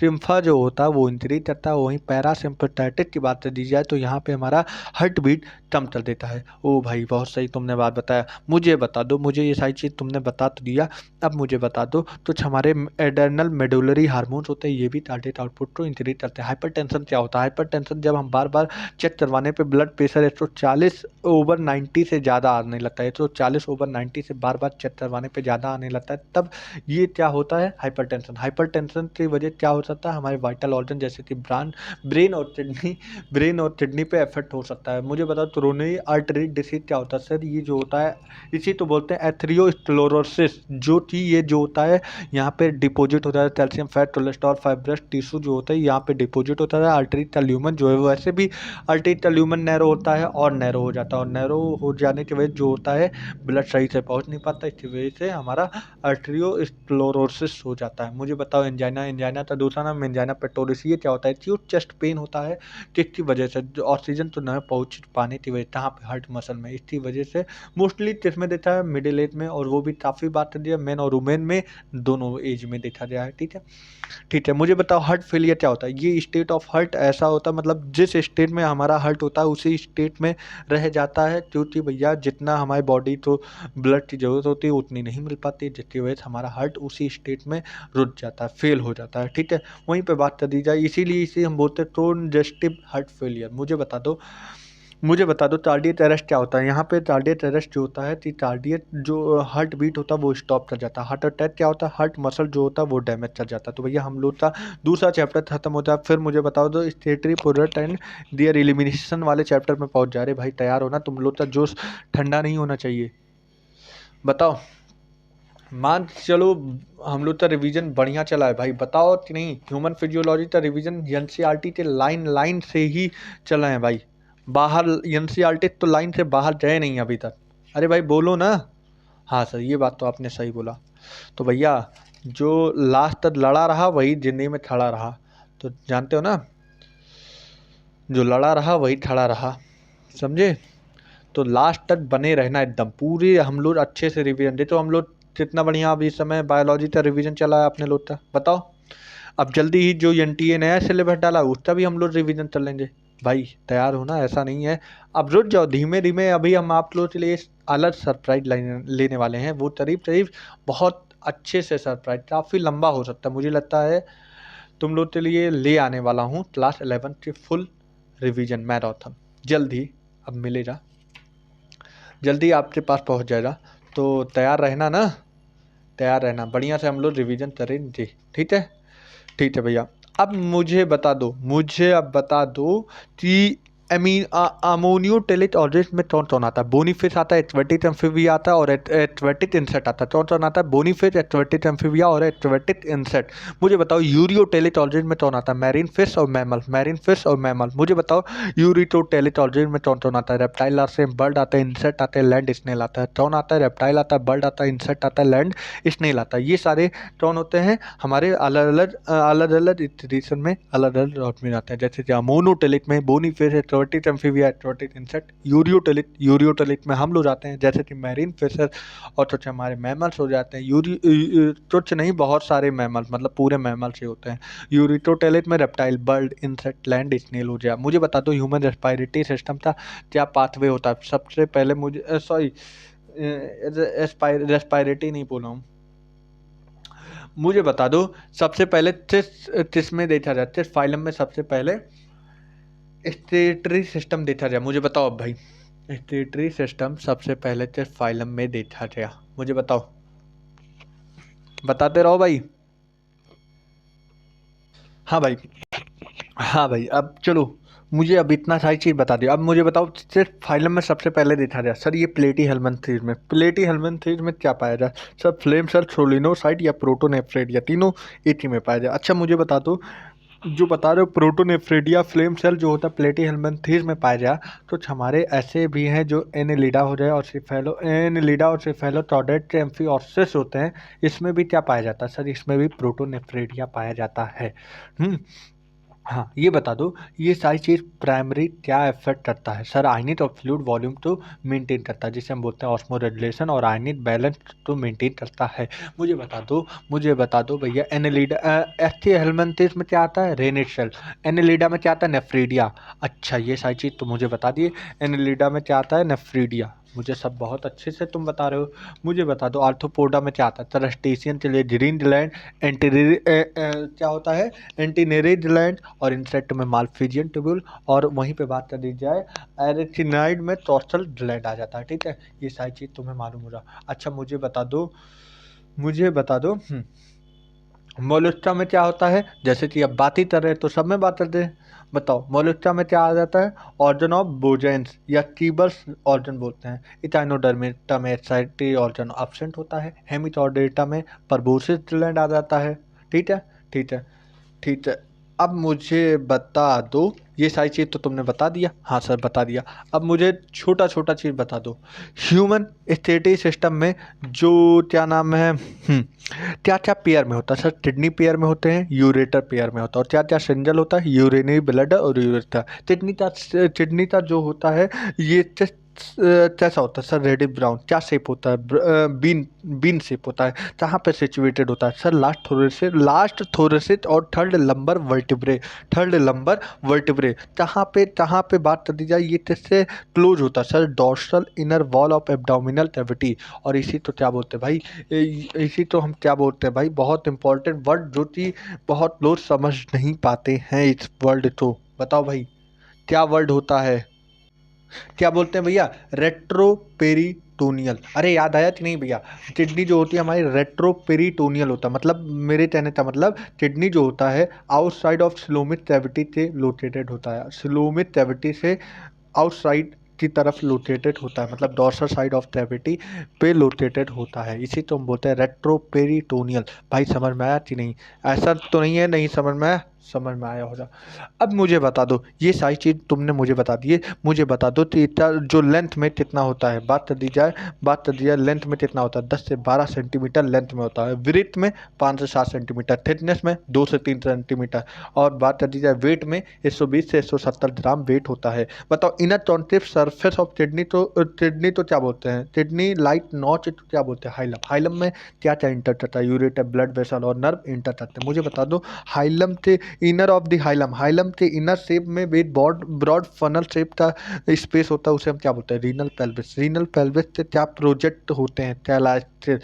थैलास्सेट जो होता है ये दो प्रकार के होते हैं, इनर माइनर थैलास्सेट और मेजर थैलास्सेट। मुझे बता दो आउटर लेयर ऑफ किडनी जो कि टफ होता है इसे हम क्या बोलते हैं, कैप्सूल। मुझे बता दो किडनी कितने जोन में बटा हुआ है, sir outer, cortex, inner medulla. मुझे बता दो मेडुला कितने टोनिकल मास से बनाता है, सर बहुत सारी टोनिकल मास से बनाता है, इसमें से एक पिरामिड आता है, मेडुलरी पिरामिड। मेडुलरी पिरामिड थैलास्सेट से निकलते हैं जो कि एक माइनर थैलास्सेट होता है, और जहाँ पे सब मिल जाते हैं थैलास्सेट तब हम उसे बोलते हैं मेजर थैलास्सेट। मुझे बता दो बता दो the cortex standard in between the medullary pyramid, मतलब बता रहा है क्या, बता रहा ऐसा कॉर्टेक्स जो कि मेडुलरी पिरामिड के बीच में पाया जाता है उसे हम क्या बोलते हैं, क्या बोला जाता है, कॉलम ऑफ बल्टिनी, कॉलम ऑफ बल्टिनी। मुझे बता दो हर एक किडनी में नियरली कितने नेफ्रॉन होते हैं, 8 मिलियन नेफ्रॉन होते हैं। बताओ functional unit of kidney, sir nephron. Nephron के पास कितने पार्ट होते हैं, 2 पार्ट, ग्लोमेरुलस और रीनल ट्यूब्यूल। ग्लोमेरुलस जो होता है टफ लाइफ कैपिलरी होता है कि नहीं, हाँ होता है। कहाँ से निकलता है, एफरेंट आर्टियोल। मुझे बता दो fine branch of renal artery तो क्या बोलते हैं, सर एफरेंट आर्टियोल। मुझे बता दो रीनल ट्यूब्यूल, रीनल ट्यूब्यूल कहाँ से निकलता है, सर ये डबल वॉल टप लाइट स्ट्रक्चर तो हम क्या बोलते हैं, डबल वॉल टप लाइट स्ट्रक्चर तो क्या बोलते हैं, सर बूमेन कैप्सूल। बूमेन कैप्सूल की बात कर रहे हो, ठीक है। अगर बात करें ग्लोमेरुलस कैप्सूल प्लस बूमेन ग्लोमेरुलस और प्लस बूमेन कैप्सूल मिल जाए तब हम इसे क्या बोलते हैं, माल्फिजियन बॉडी या रीनल टार्पेसल। मुझे बता दो कि जो ये ट्यूब्यूल होते हैं, ये जो ट्यूब्यूल होते हैं हाईली टॉयड नेटवर्क बना लेते तब हम इसे क्या बोलते हैं, पीसीटी। वहीं पे बता दो हेयर पिन लाइक स्ट्रक्चर तो क्या बोलते हैं, हेनरी लूप बोलते हैं, हेनरी लूप बोलते हैं। मुझे बता दो एसेंडिन और डिसेंडिन लिम्फ, एसेंडिन और डिसेंडिन लिम्फ, और फिर उसके बाद हाईली टॉयड ट्यूबुलर रीजन तो क्या बोलते हैं, पहले एसेंडिन और डिसेंडिन लिम्फ हो जाता है, फिर उसके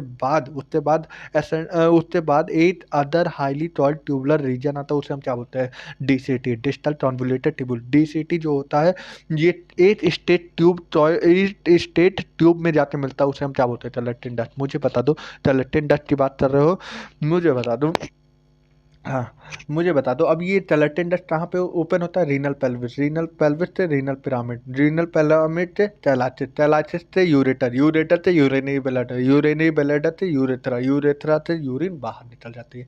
पूरा पाथवे मैंने बता दिया। माल्फिजियन ट्यूब्यूल, पीसीटी, डीसीटी, ये कहाँ पे सिचुएटेड होता है, किस रीजन में, थर्स्ट ऑर्टिकल रीजन ऑफ किडनी में सिचुएटेड होता है। वहीं पे हेनरी लूप की बात करी जाए तो ये कहाँ पे होते हैं, डिप ऑफ मेडुला, मतलब मेडुला जहाँ पे होता है उससे गहराई में, जहाँ मेडुलरी रीजन होता है वहाँ पे हेनरी लूप होता है। मुझे बता दो मेजॉरिटी ऑफ नेफ्रॉन में जो हेनरी ऑफ लूप होता है बहुत सॉल्ट होता है कि बहुत लॉन्ग होता है, सर बहुत सॉल्ट होता है। ये बता दो टॉर्टिकल नेफ्रॉन की बात कर दी जाए तो यहाँ पे जो होता है हेनरी लूप सॉल्ट होता है या तुम बोलो नहीं होता है, क्या ये बात सच है कि नहीं, हाँ सर ये बात सच होता है। मुझे बता दो वहीं पे मेडुलरी नेफ्रॉन या तुम बोल सकते हो जस्टा मेडुलरी नेफ्रॉन की बात कर दी जाए तो यहाँ पे हेनरी लूप जो होता है बहुत लॉन्ग होता है कि नहीं, हाँ सर बहुत लॉन्ग होता है, मतलब बहुत गहराई में जाता है, हाँ जाता है। मुझे बता दो इफ्रेंट आर्टियोल जहाँ से निकलता है वहाँ पे एक फाइन कैपिलरी नेटवर्क निकलती है जिसे हम बोलते हैं पेरीट्यूबुलर कैपिलरी। क्या बात सही है कि नहीं, हाँ सर बात सही है।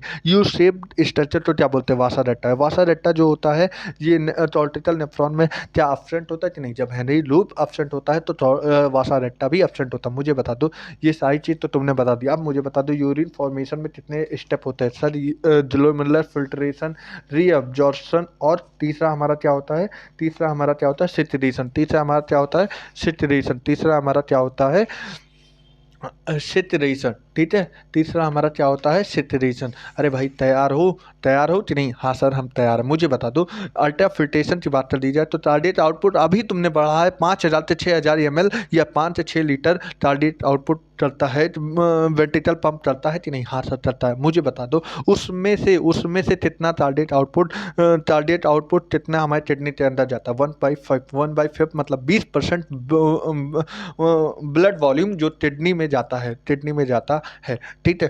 ठीक है, तुम्हें समझ में आया था कि नहीं? हाँ सर समझ में आ गया।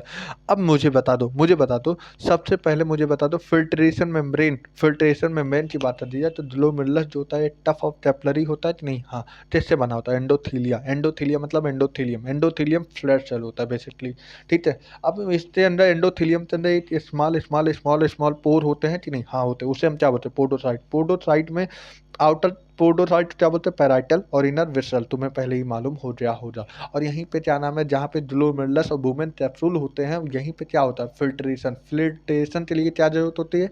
सिलेक्ट पोर्ट की जरूरत है, जिसकी वजह से इसमें क्या क्या चीज़ें नहीं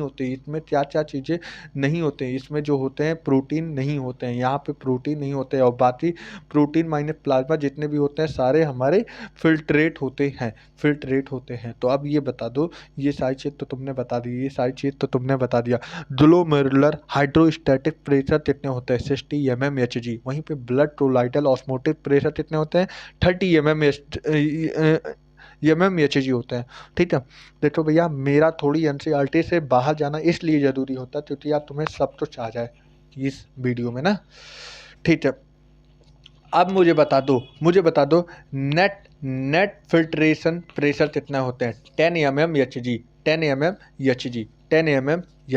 होता है। मुझे बता दो 99% जो होता है, बात नहीं मुझे वो भी ना बताओ, मुझे बता दो पर मिनट कितना फिल्ट्रेट क्षमता है? 125 ml पर मिनट। और दिन की बात कर दी जाए 180 लीटर पर डे, कितना परसेंट फिल्ट्रेट बनता है? 99%। कितना रीअब्जॉर्ब होता है? 99.9% रीअब्जॉर्ब होता है। कितना यूरिन बनता है? 1.1 से लेकर 1.5 लीटर, मतलब 1 से 1.5 लीटर पर डे यूरिन हमारा बनता है। मुझे बता दो फिल्ट्रेट में क्या क्या नहीं होते? ब्लड माइनर फॉर्म एलिमेंट होते हैं, प्लाज्मा प्रोटीन होते हैं। ठीक है। ब्लड नहीं होता लेकिन फिल्ट्रेट में। मुझे बता दो अब मुझे बता दो, हाँ सब तो तुमने बता दिया। ग्लोमेरुलर फिल्ट्रेशन की बात कर दी जाए तो कितने ml ब्लड पर मिनट फिल्ट्रेट करता है? 1100 से 1200 ml ब्लड 1100 से 1200 ml ब्लड पर मिनट फिल्ट्रेट करता है। ठीक है। ये सारी चीज़ तो तुम्हें मालूम चल गया होगा, है कि नहीं? वैसे होशियार हुई। हाँ सर। क्यों बेइज्जती कर रहे हो? होशियार मतलब सियार आप बोल रहे हैं? नहीं बेटा ऐसी बात नहीं है। मुझे बता दो ग्लूकोज एमिनो एसिड ये किस तरीके से रीअब्जॉर्ब होते हैं? सर ये एक्टिव होते हैं। अच्छा। वहीं पे वाटर होते हैं ऑस्मोसिस से। तो मुझे बता दो नियरली 70 से 80% इलेक्ट्रोलाइट कहाँ रीअब्जॉर्ब होते हैं? पीसीटी में। मैक्सिमम अमाउंट ऑफ वाटर कहाँ पे रीअब्जॉर्ब होता है? पीसीटी में। बता दो descending lymph of Henry loop में जो होता है डिसेंडिंग लिम्फ की बात कर रहा हूँ तो यहाँ पे इलेक्ट्रोलाइट के लिए इम्परमिएबल होता है, परमिएबल सर इम्परमिएबल। वहीं वाटर की बात करिए परमिएबल होता है। वहीं पे ascending lymph of Henry loop जो होता है ये किसके लिए परमिएबल होता है? इलेक्ट्रोलाइट। इम्परमिएबल किसके लिए होता है? वाटर के लिए। तो ये बात आई होप तुम्हें समझ में आ गया होगा। मुझे बता दो कि ये जो तुम सुने हो क्या नाम है, क्या बोलते हैं, काउंटर करंट मैकेनिज्म, ये क्या मेंटेन करता है? सर यूरिन तो कंसंट्रेट करता है कि डाइल्यूटर कंसंट्रेट करता है। ठीक है। अब लास्ट पोर्शन में पहुंच चुके हैं भैया, तैयार हो कि नहीं? मैं भी थक जाता हूँ इस चैप्टर को पहुंचते पहुंचते। चलो। हाँ भाई। हाँ मुझे बता दो कि काउंटर करंट मैकेनिज्म की बात कर दीजिए कितने मिली ऑस्मोल्स होते हैं? सर 300 मिली ऑस्मोल से लेके 1200 मिली ऑस्मोल होते हैं। मुझे बता दो नेफ्रॉन की बात कर दीजिए जहाँ पे नेफ्रॉन तुमने देखा होगा। हाँ सर देखे तो हैं। मुझे बता दो नेफ्रॉन में जब हम डिसेंडिंग पार्ट ऑफ नेफ्रॉन में जाते हैं, मतलब descending part of Henry loop में जाते हैं तो क्या क्या निकलता है? सर वाटर निकलता है, इलेक्ट्रोलाइट रहते हैं। और बता दो एसेंडिंग जब लूप में हम जाते हैं तब क्या निकलता है? NaCl निकलता है। ठीक है। NaCl निकलता है। ठीक है। हाँ ये सारी चीज़ तुम्हें ऐसे नहीं समझ में आया जी। आई होप तुम लोग देखते पढ़ लेना या तुम अपने से समझ लेना, वो ज़्यादा सही रहता है। इस पे क्वेश्चन बहुत कम बनते हैं आने वाले 5 साल में, तो इस पे पूछा भी नहीं जाए। मुझे बता दो किडनी का मैनेज बात कर दीजिए। जब ब्लड वॉल्यूम ज़्यादा लॉस हो जाए या बॉडी फ्लूइड वॉल्यूम ज़्यादा लॉस हो जाए या आयनिक कंसंट्रेशन लॉस ज़्यादा लॉस हो जाए तो ये किसे एक्टिवेट कर सकती है? हाइपोथैलेमस। हाइपोथैलेमस क्या रिलेट करता है? एडीएच। एडीएच तो क्या बोलते हैं? वैसोप्रेसिन। ये जो होता है कहाँ से निकलता है? Posterior pituitary. इसे हम क्या बोलते हैं? न्यूरोहाइपोसिस। ये क्या करता है? एडीएच क्या करता है? वाटर तो रीअब्जॉर्ब कर लेता है। कहाँ से? Latter part of tubule. इसकी वजह से क्या होता है? डायूरेसिस। ठीक है। अब मुझे बता दो कि जब एडीएच होता है ये क्या नाम है रिलीज करने लगता है और इसकी वजह से क्या नाम है डायूरेसिस होना शुरू हो जाता है। इसकी वजह से बॉडी फ्लूइड वॉल्यूम बढ़ जाता है और बॉडी फ्लूइड वॉल्यूम बढ़ते बढ़ते बढ़ते बढ़ते ज़्यादा हो जाता है। तब ये ऑस्मो रिसेप्टर क्या करता है? सप्रेस कर देता है एडीएच को, और जिसकी वजह से ये जो एडीएच निकलता रहता है वो रुक जाता है, और रुकने की वजह से एडीएच जो ब्लड वॉल्यूम होता है वो मेंटेन हो जाता है। ठीक है, तो नॉर्मल ब्लड प्रेशर मेंटेन हो जाता है। अब मुझे बता दो दूसरा मैकेनिज्म, जैसे कि ये तो एक बात बता दी, अब दूसरा चीज़ क्या है? जब ब्लड फ्लूइड वॉल्यूम कम हो जाता है तो जेजीए सेल जो होता है ये जो ग्लोमेरुलर ब्लड होता है, जो जीएफआर होता है वो एक्टिवेट कर देता है जेजी सेल को, और जेजी सेल रेनिन को निकाल देता है। रेनिन क्या करता है? एंजियोटेंसिनोजन कन्वर्ट कर देता है एंजियोटेंसिनोजन 1 में, फिर एंजियोटेंसिनोजन 1 कन्वर्ट हो जाता है एंजियोटेंसिनोजन 2 में, और जो चीज़ एंजियोटेंसिनोजन 2 जो चीज़ एक पावरफुल वैसोकॉन्ट्रैक्टर होता है, और जो चीज़ जीएफआर ग्लोमेरुलर ब्लड प्रेशर को बढ़ा देता है और ग्लोमेरुलर प्रेशर तो बढ़ा देता है, और वहीं से एड्रेनल कॉर्टेक्स तो एक्टिवेट कर देता है, और एड्रेनल कॉर्टेक्स जो होता है एल्डोस्टेरोन निकाल देते हैं, एल्डोस्टेरोन निकालने लगते हैं, और जिसकी वजह से सोडियम और water distal part of tubule से वो रीअब्जॉर्ब कर देता है, जिसकी वजह से ब्लड प्रेशर फिर से बढ़ जाता है। ये दूसरा मैकेनिज्म है, इसी तो बोलते हैं रास, रेनिन एंजियोटेंसिनोजन मैकेनिज्म। ठीक है, और जब ब्लड वॉल्यूम जो होता है बढ़ जाता है तब इसे मेंटेन करने आते हैं आरटीएल। ब्लड फ्लूइड वॉल्यूम जब ज़्यादा बढ़ने लगता है तब इसमें एक फैक्टर होता है आरटीएल, नाइट्री यूरेटिक फैक्टर। कहाँ से निकलता है? हार्ट से, और ये वैसोडाइलेट कर देता है, जिसकी वजह से ब्लड प्रेशर, बढ़ा हुआ ब्लड प्रेशर अपने डिक्रीज हो जाता है और नॉर्मल पोजीशन में आ जाता है। ठीक है, ठीक है।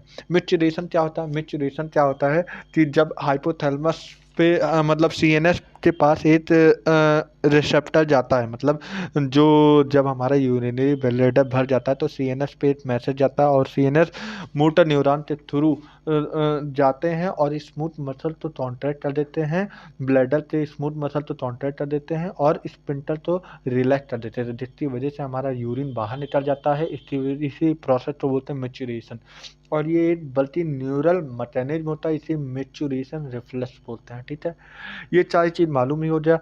यूरिन जो होती है एसिडिक होता है, पीएच 6 होता है, 25 से 30 ग्राम यूरिया हम लोग एक्सक्रीट आउट करते हैं डेली। ठीक है, अगर बात कर दी जाए यूरिन में, अगर ग्लूकोज आ जाए तो ग्लाइकोसूरिया, और अगर कीटोन आ जाए कीटोनूरिया, और इस पूरे प्रोसेस को डायबिटीज मेलाइटस बोलते हैं। ठीक है, ठीक है।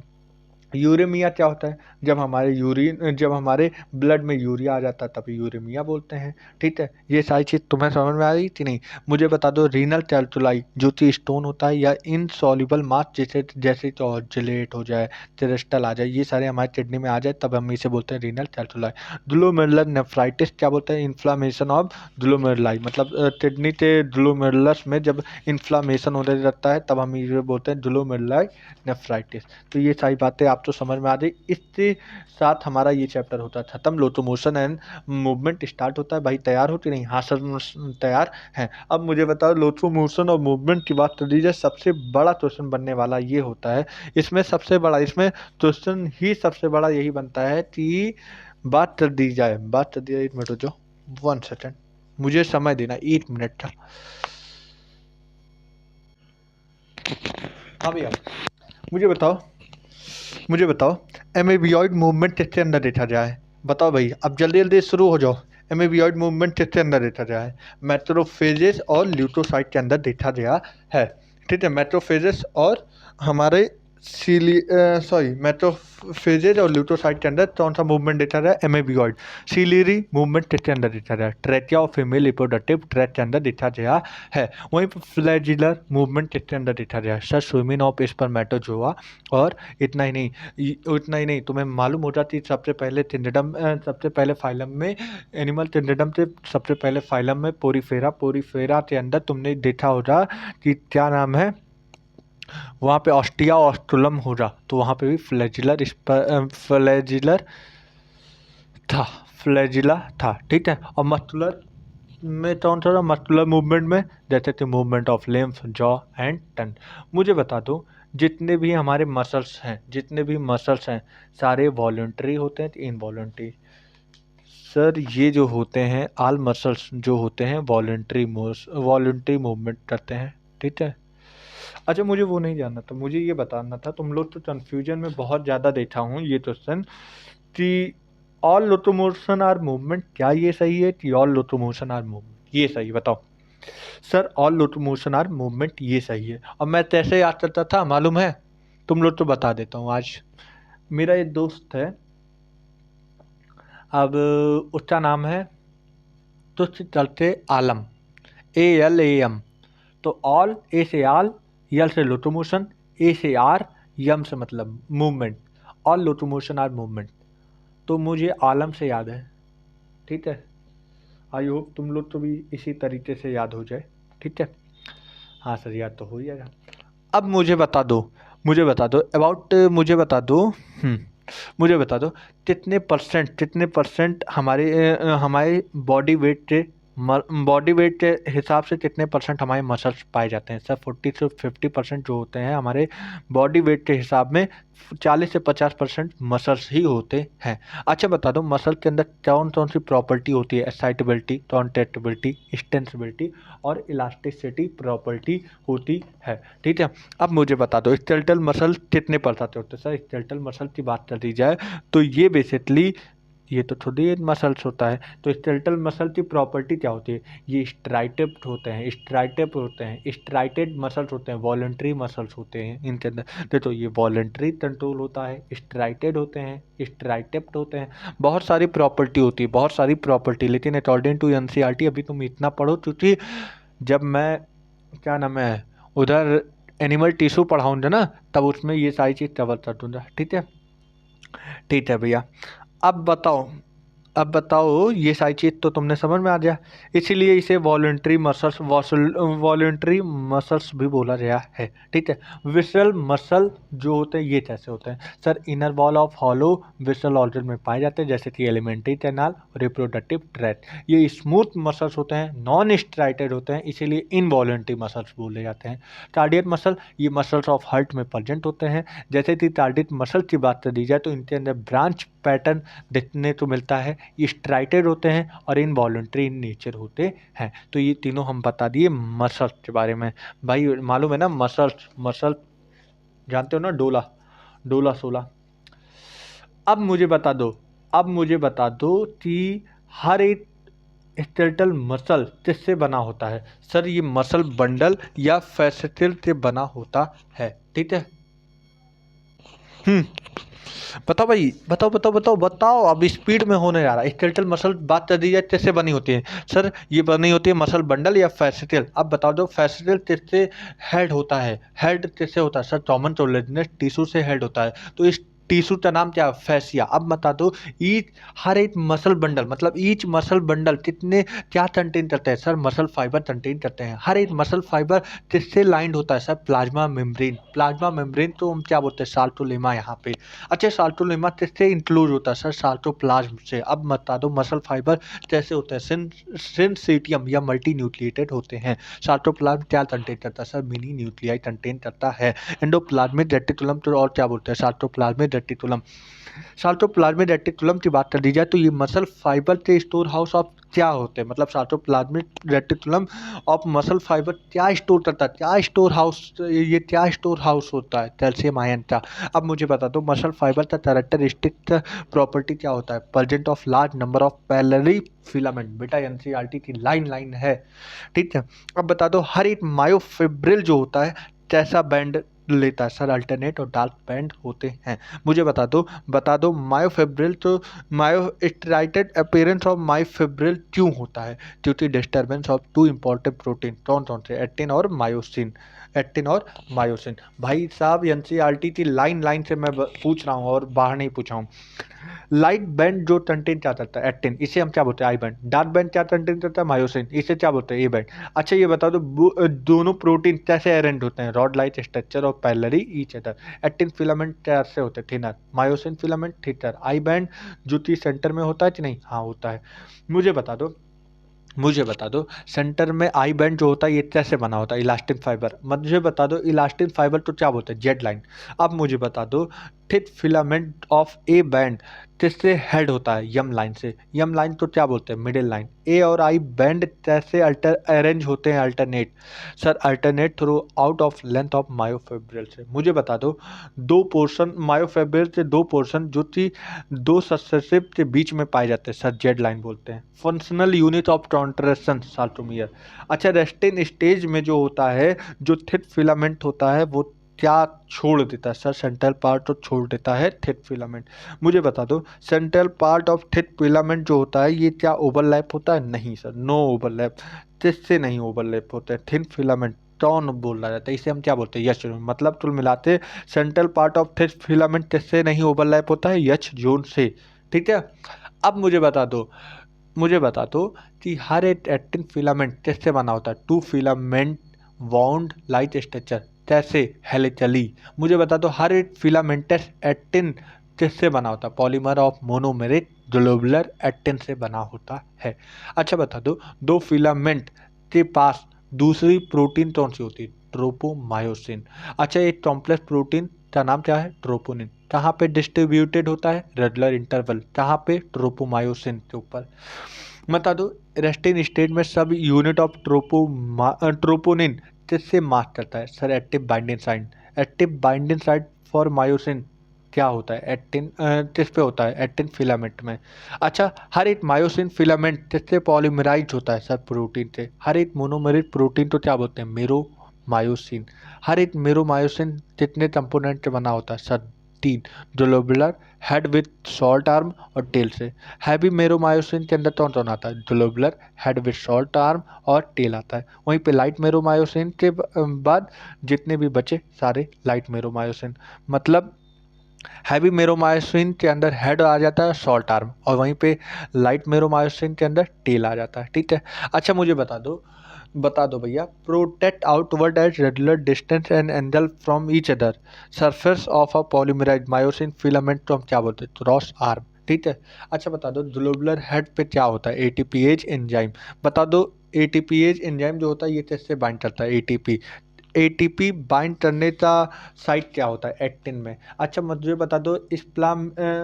बता दो मसल कॉन्ट्रैक्शन की बात कर दी जाए तो सबसे बेस्ट एक्सप्लेनेशन तो इसने दिया स्लाइडिंग फिलामेंट थ्योरी। ये क्या बताता है? State of contraction of a muscle fibre. अच्छा मुझे बता दो स्लाइडिंग ऑफ थिन फिलामेंट जो कि थिक होता है कि थिन होता है? सर ये थिक फिलामेंट होता है। मसल कॉन्ट्रैक्शन कहाँ से इनिशिएट होता है? सीएनएस। और कहाँ तो जाता है? Motor nerve. अब मुझे बता दो motor neuron plus muscle fibre तो हम क्या बोलते हैं? Motor unit. बता दो मोटर न्यूरॉन प्लस सार्टोलेमा के जंक्शन तो उसके बीच के जंक्शन तो क्या बोलते हैं? न्यूरो मस्कुलर जंक्शन या मोटर इंड प्लीट। मुझे बता दो न्यूरल सिग्नल कहाँ पे किस जंक्शन पे रीच करता है? न्यूरो ट्रांसमीटर किससे बना होता है? एसेटाइल कोलिन से। मुझे बता दो एसेटाइल कोलिन क्या जनरेट करता है? एसन पोटेंशियल। अब मुझे बता दो मसल फाइबर कहाँ पे स्प्रेड होता है? स्प्रेड होते क्या करता है? कैल्शियम आयन तो रिलीज करता है। अच्छा कैल्शियम आयन जब ज़्यादा हो जाए तब किससे बाइंड करता है? सब unit of troponin of actin filament. अब मुझे बता दो जब remove of margin of active side of myosin करते हैं तो ये किससे बाइंड करता है? मायोसिन बाइंड करता है एक्टिव साइड ऑफ एक्टिन और क्या बना लेता है? Cross bridge. अब मुझे बता दो एक्टिन फिलामेंट तो जब ये टूवर्ड्स पुल किया जाता है तब ए बैंड जो होता है वो सेंटर में आ जाता है कि नहीं? हाँ सर आ जाता है। जेड लाइन किससे अटैच हो जाता है?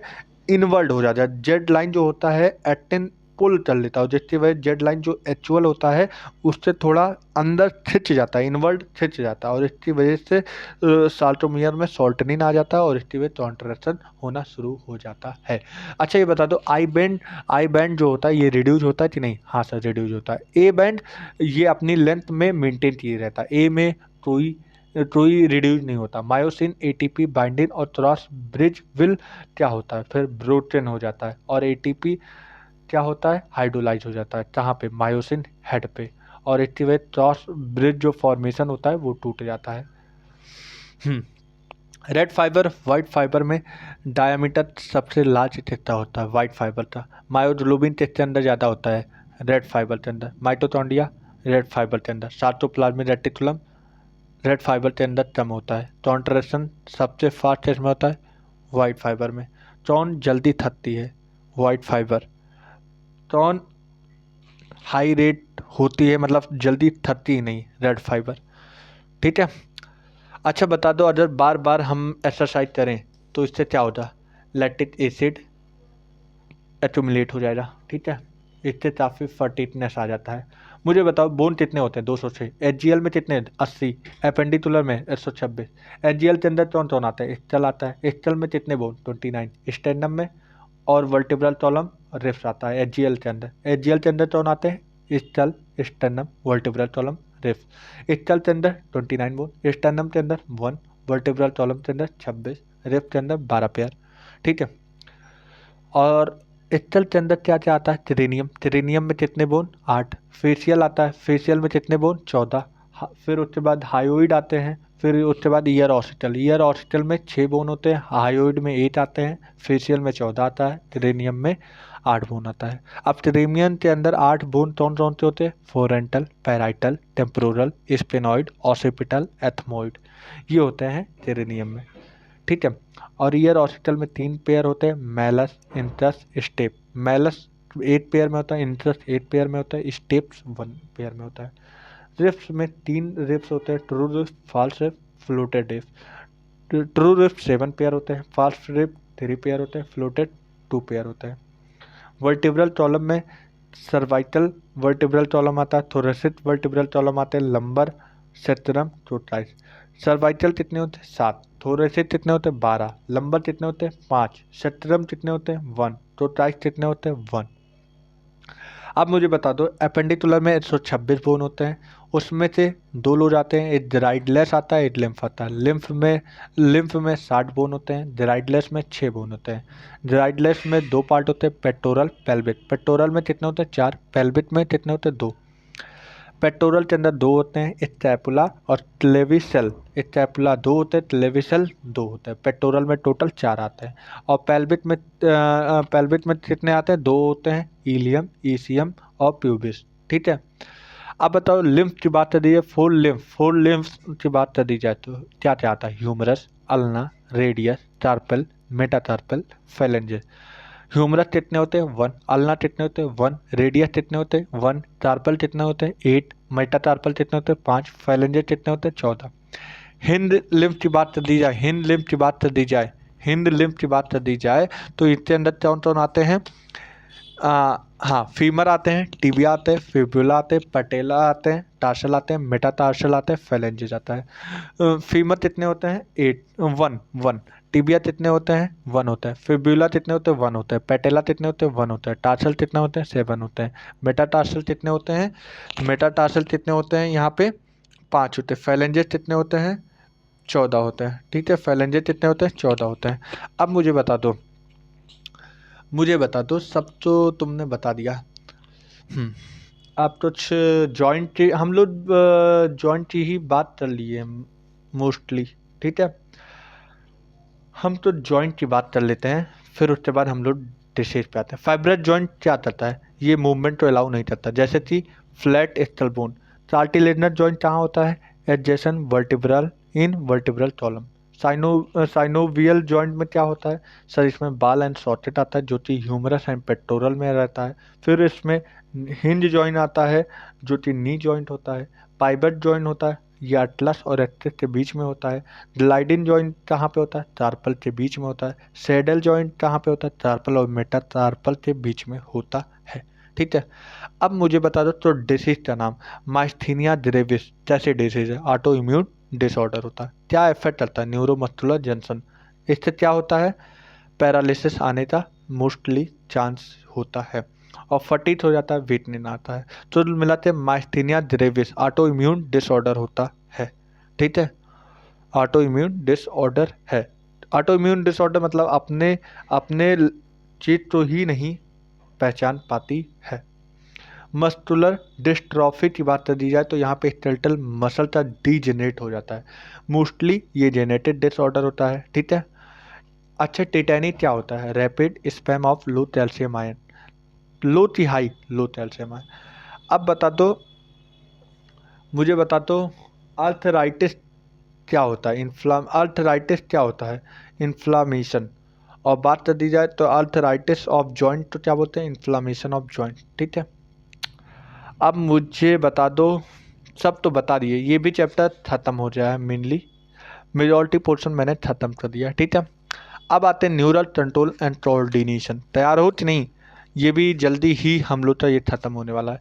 मुझे बता दो कोऑर्डिनेशन का मतलब क्या होगा, दो या दो से अधिक ऑर्गन जब इंटरेक्ट करें और ये फंक्शन करें, एक दूसरे के फंक्शन में हेल्प करें ना। जैसे कि बात कर रहे हैं, मैं बोल रहा हूँ तो इसमें मेरी लिम्फ वाली हड्डी भी हेल्प कर रही होगी, अरे मैं बोल रहा हूँ बार बार, तो हमारे जो मूवमेंट हो रहा है कि नहीं, मूवमेंट हो रहा है कि नहीं, हमें ऑक्सीजन की ज़्यादा जरूरत पड़ रही कि नहीं, मैं बार बार बोल रहा हूँ मेरी एनर्जी कम हो रही है, तो हमारा बॉडी जो होता है वो एनर्जी मुझे दे रहा है, एनर्जी दे रहा है, तो मैं फिर से बोल पा रहा हूँ मुझे एनर्जी मिल रही है, थकावट फील हो रही है। पहले स्टार्टिंग में देखते हो रहे मेरी एनर्जी ज़्यादा थी, अब मैं लास्ट में आते आते मैंने थकावट आ गई, क्यों, क्योंकि एनर्जी कम होती गई, है कि नहीं है। अब बताओ नर्वस सिस्टम और एक होता है एंडोक्राइन सिस्टम, ठीक है। नर्वस सिस्टम जो होता है ये न्यूरॉन के थ्रू होता है, पॉइंट टू पॉइंट होता है, फास्टर होता है, शॉर्ट लास्टिंग होता है। वहीं पे एंडोक्राइन सिस्टम जो होता है ये केमिकल के थ्रू होता है, हार्मोन के थ्रू होता है, स्लोअर होता है और लॉन्ग लास्टिंग होता है। सिंपल नर्वस सिस्टम की बात कर दी जाए, जैसे कि लोअर इनवर्टिब्रेट में बहुत सिंपल होता है, और हाइड्रा की बात कर दी जाए तो इसमें नेटवर्क ऑफ न्यूरॉन पाए जाते हैं। इंसेक्ट में ब्रेन पाया जाता है, उसके साथ में जेंजिलिया और न्यूरल टिश्यू पाए जाते हैं, ठीक है। अब बता दो वर्टिब्रेट के अंदर कॉम्प्लेक्स नर्वस टिश्यू पाया जाता है।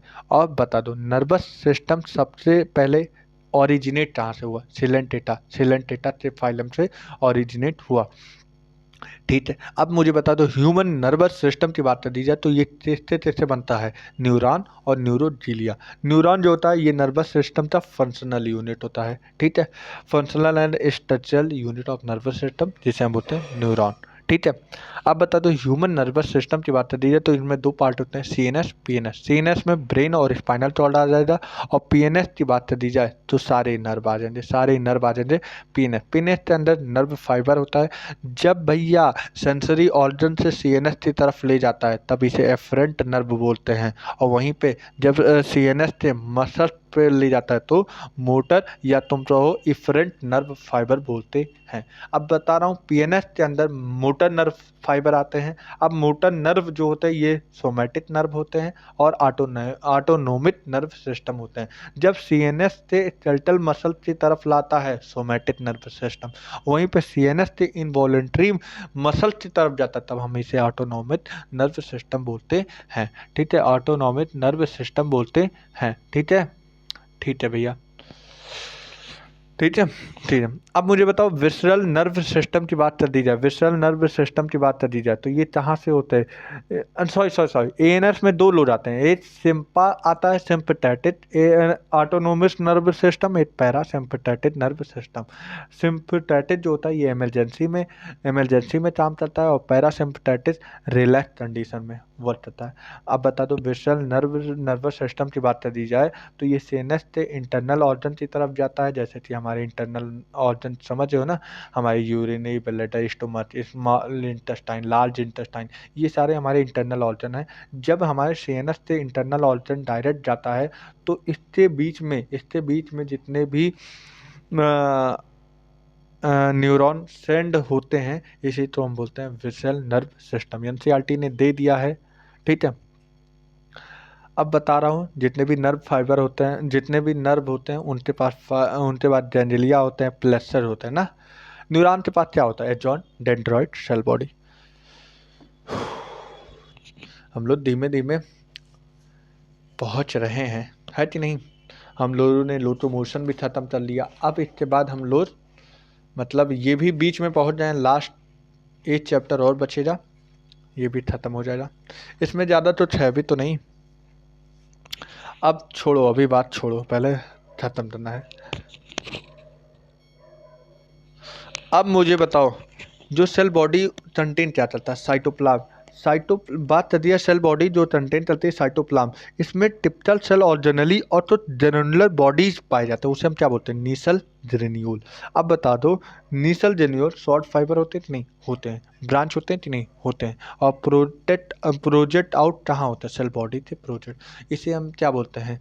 नीसल ग्रेन्यूल जो होता है डेंड्राइट कंटेन करता है कि नहीं? हाँ करता है, लेकिन एजॉन नहीं करता है। नीसल ग्रेन्यूल एजॉन नहीं करता है। अच्छा मुझे ये बता दो, मैं बता रहा हूँ, सबसे ज़्यादा बच्चों तो इसी में कन्फ्यूजन हो रहा, सबसे ज़्यादा। अभी रुक जाओ, 2 मिनट बाद में बात करूँगा उससे। बता दो एजॉन कैसा होता है? लॉन्च होता है, कहाँ से निकलता है सर? डिस्टल एंड पे जाता है और ब्रांच होता है। हर एक ब्रांच टर्मिनेट होता है बल्ब लाइट स्ट्रक्चर, जिसे हम बोलते हैं सिनेप्टिक नॉट। और इस सिनेप्टिक नॉट के अंदर सिनेप्टिक वेसाइकल होता है। इसके अंदर सिनेप्टिक वेसाइकल के अंदर न्यूरोट्रांसमीटर बैठा होता है। ठीक है, ठीक है। अब मुझे बता दो, अगर बात कर दी जाए नंबर ऑफ एजॉन और डेंड्राइट के हिसाब से बात कर दी जाए, मल्टीपोलर में कितने एजॉन होते हैं, कितने डेंड्राइट होते हैं? मल्टीपोलर में 1 एजॉन होते हैं, मोर डेंड्राइट। वन और मल्टीपोलर की बात कर दी जाए 8 एजॉन होते हैं और 2 या 2 से अधिक डेंड्राइट होते हैं। सेरेब्रल कॉर्टेक्स में पाए जाते हैं। मल्टीपोलर की बात कर दी जाए तो सेरेब्रल कॉर्टेक्स में पाए जाते हैं। बाइपोलर की बात कर दी जाए 1 एजॉन और 1 डेंड्राइट, 1 एजॉन और 1 डेंड्राइट होते हैं। और ये पाए जाते हैं रेटिना ऑफ आई। और यूनिपोलर की बात कर दी जाए तो 8 एजॉन ही पाया जाता है, कोई भी डेंड्राइट नहीं पाया जाता है, कोई भी डेंड्राइट नहीं पाया जाता है। यूनिपोलर की बात कर दी जाए तो 8 एजॉन पाया जाता है, कोई भी डेंड्राइट नहीं पाया जाता, ये एम्ब्रियोनिक स्टेज में पाया जाता है। अब देखो एजॉन 2 टाइप के होते हैं, माइलिनेटेड, नॉन माइलिनेटेड। माइलिनेटेड एजॉन होते हैं, नॉन माइलिनेटेड। भाई ये सारी चीज़ें इतना कन्फ्यूजन होता है बच्चों को ना, इतना कन्फ्यूजन होता है तुम्हें बता नहीं सकता, बहुत ज़्यादा कन्फ्यूजन होता है बच्चों को। अब मुझे बताओ, माइलिनेटेड की बात कर दी जाए तो यहाँ पे सॉन सेल के साथ क्या हो जाए? लिपिड का लेयर, तब हम इसे बोलेंगे माइलिनेटेड। वहीं सॉन सेल के साथ लिपिड लेयर नहीं हो रहा तो नॉन माइलिनेटेड। माइलिनेटेड एक तरीके से इंसुलेटर का वर्क करता है, मतलब यहाँ पे करंट नहीं पास होता। वहीं पे नॉन माइलिनेटेड में जो करंट मतलब आयंस ही होगा, आयंस एक्सचेंज होता है। ठीक है। अब माइलिनेटेड शीट के बीच में जो गैप होता है नोड ऑफ रेनिवर बोलते हैं। बता दो ओलिगोडेंड्रोसाइट जो होता है ये क्या प्रोड्यूस करता है? Myelin set. ये नीट 2014-13 में पूछा गया, पीवाईक्यू में है। ठीक है। तो इनसाइड सीएनएस के अंदर होता है। न्यूरोलेमा क्या होता है? Plasma membrane plus nucleus plus cytoplasm of Schwann cell तो न्यूरोलेमा बोलते हैं। ठीक है। ये क्या करता है? जनरेशन और कंडक्शन ऑफ नर्व इम्पल्स तो करता है। पंप में कौन आता है?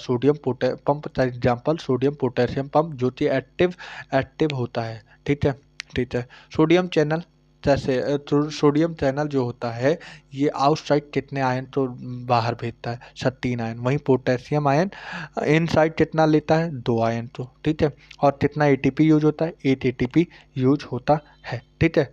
अच्छा, सोडियम वोल्टेज रेटेड चैनल कितने पे ओपन होता है सर? -55 मिली वोल्ट पे। और कितने क्लोज होता है? +30 मिली वोल्ट पे। वहीं पे पोटेशियम वोल्टेज रेटेड चैनल कितने पे ओपन होता है? +30 मिली वोल्ट पे।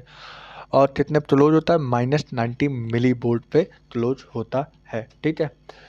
तो भैया ये जो डीपोलराइजेशन रीपोलराइजेशन पहला स्टेज होता है रेस्टिन स्टेज या पोलराइज स्टेज। तो इनर मेम्ब्रेन पे कैसा चार्ज होता है? नेगेटिव। आउटर मेम्ब्रेन पे पॉजिटिव चार्ज होता है। किसके लिए इम्परमिएबल होता है? Sodium ion. और किसके लिए परमिएबल होता है? Potassium ion. ठीक है, ठीक है। और वहीं पे डीपोलराइज स्टेट में बात कर दीजिए, आउटर मेम्ब्रेन पे कौन सा चार्ज? नेगेटिव। और पोलराइज में पॉजिटिव इनर साइड पे होता है, इनर मेम्ब्रेन पे आता है। ठीक है। यहाँ पे टेट्रा मतलब डीपोलराइजेशन स्टेज में टेट्रा इन्फ्लक्स होता है रैपिड, सर सोडियम आयन था।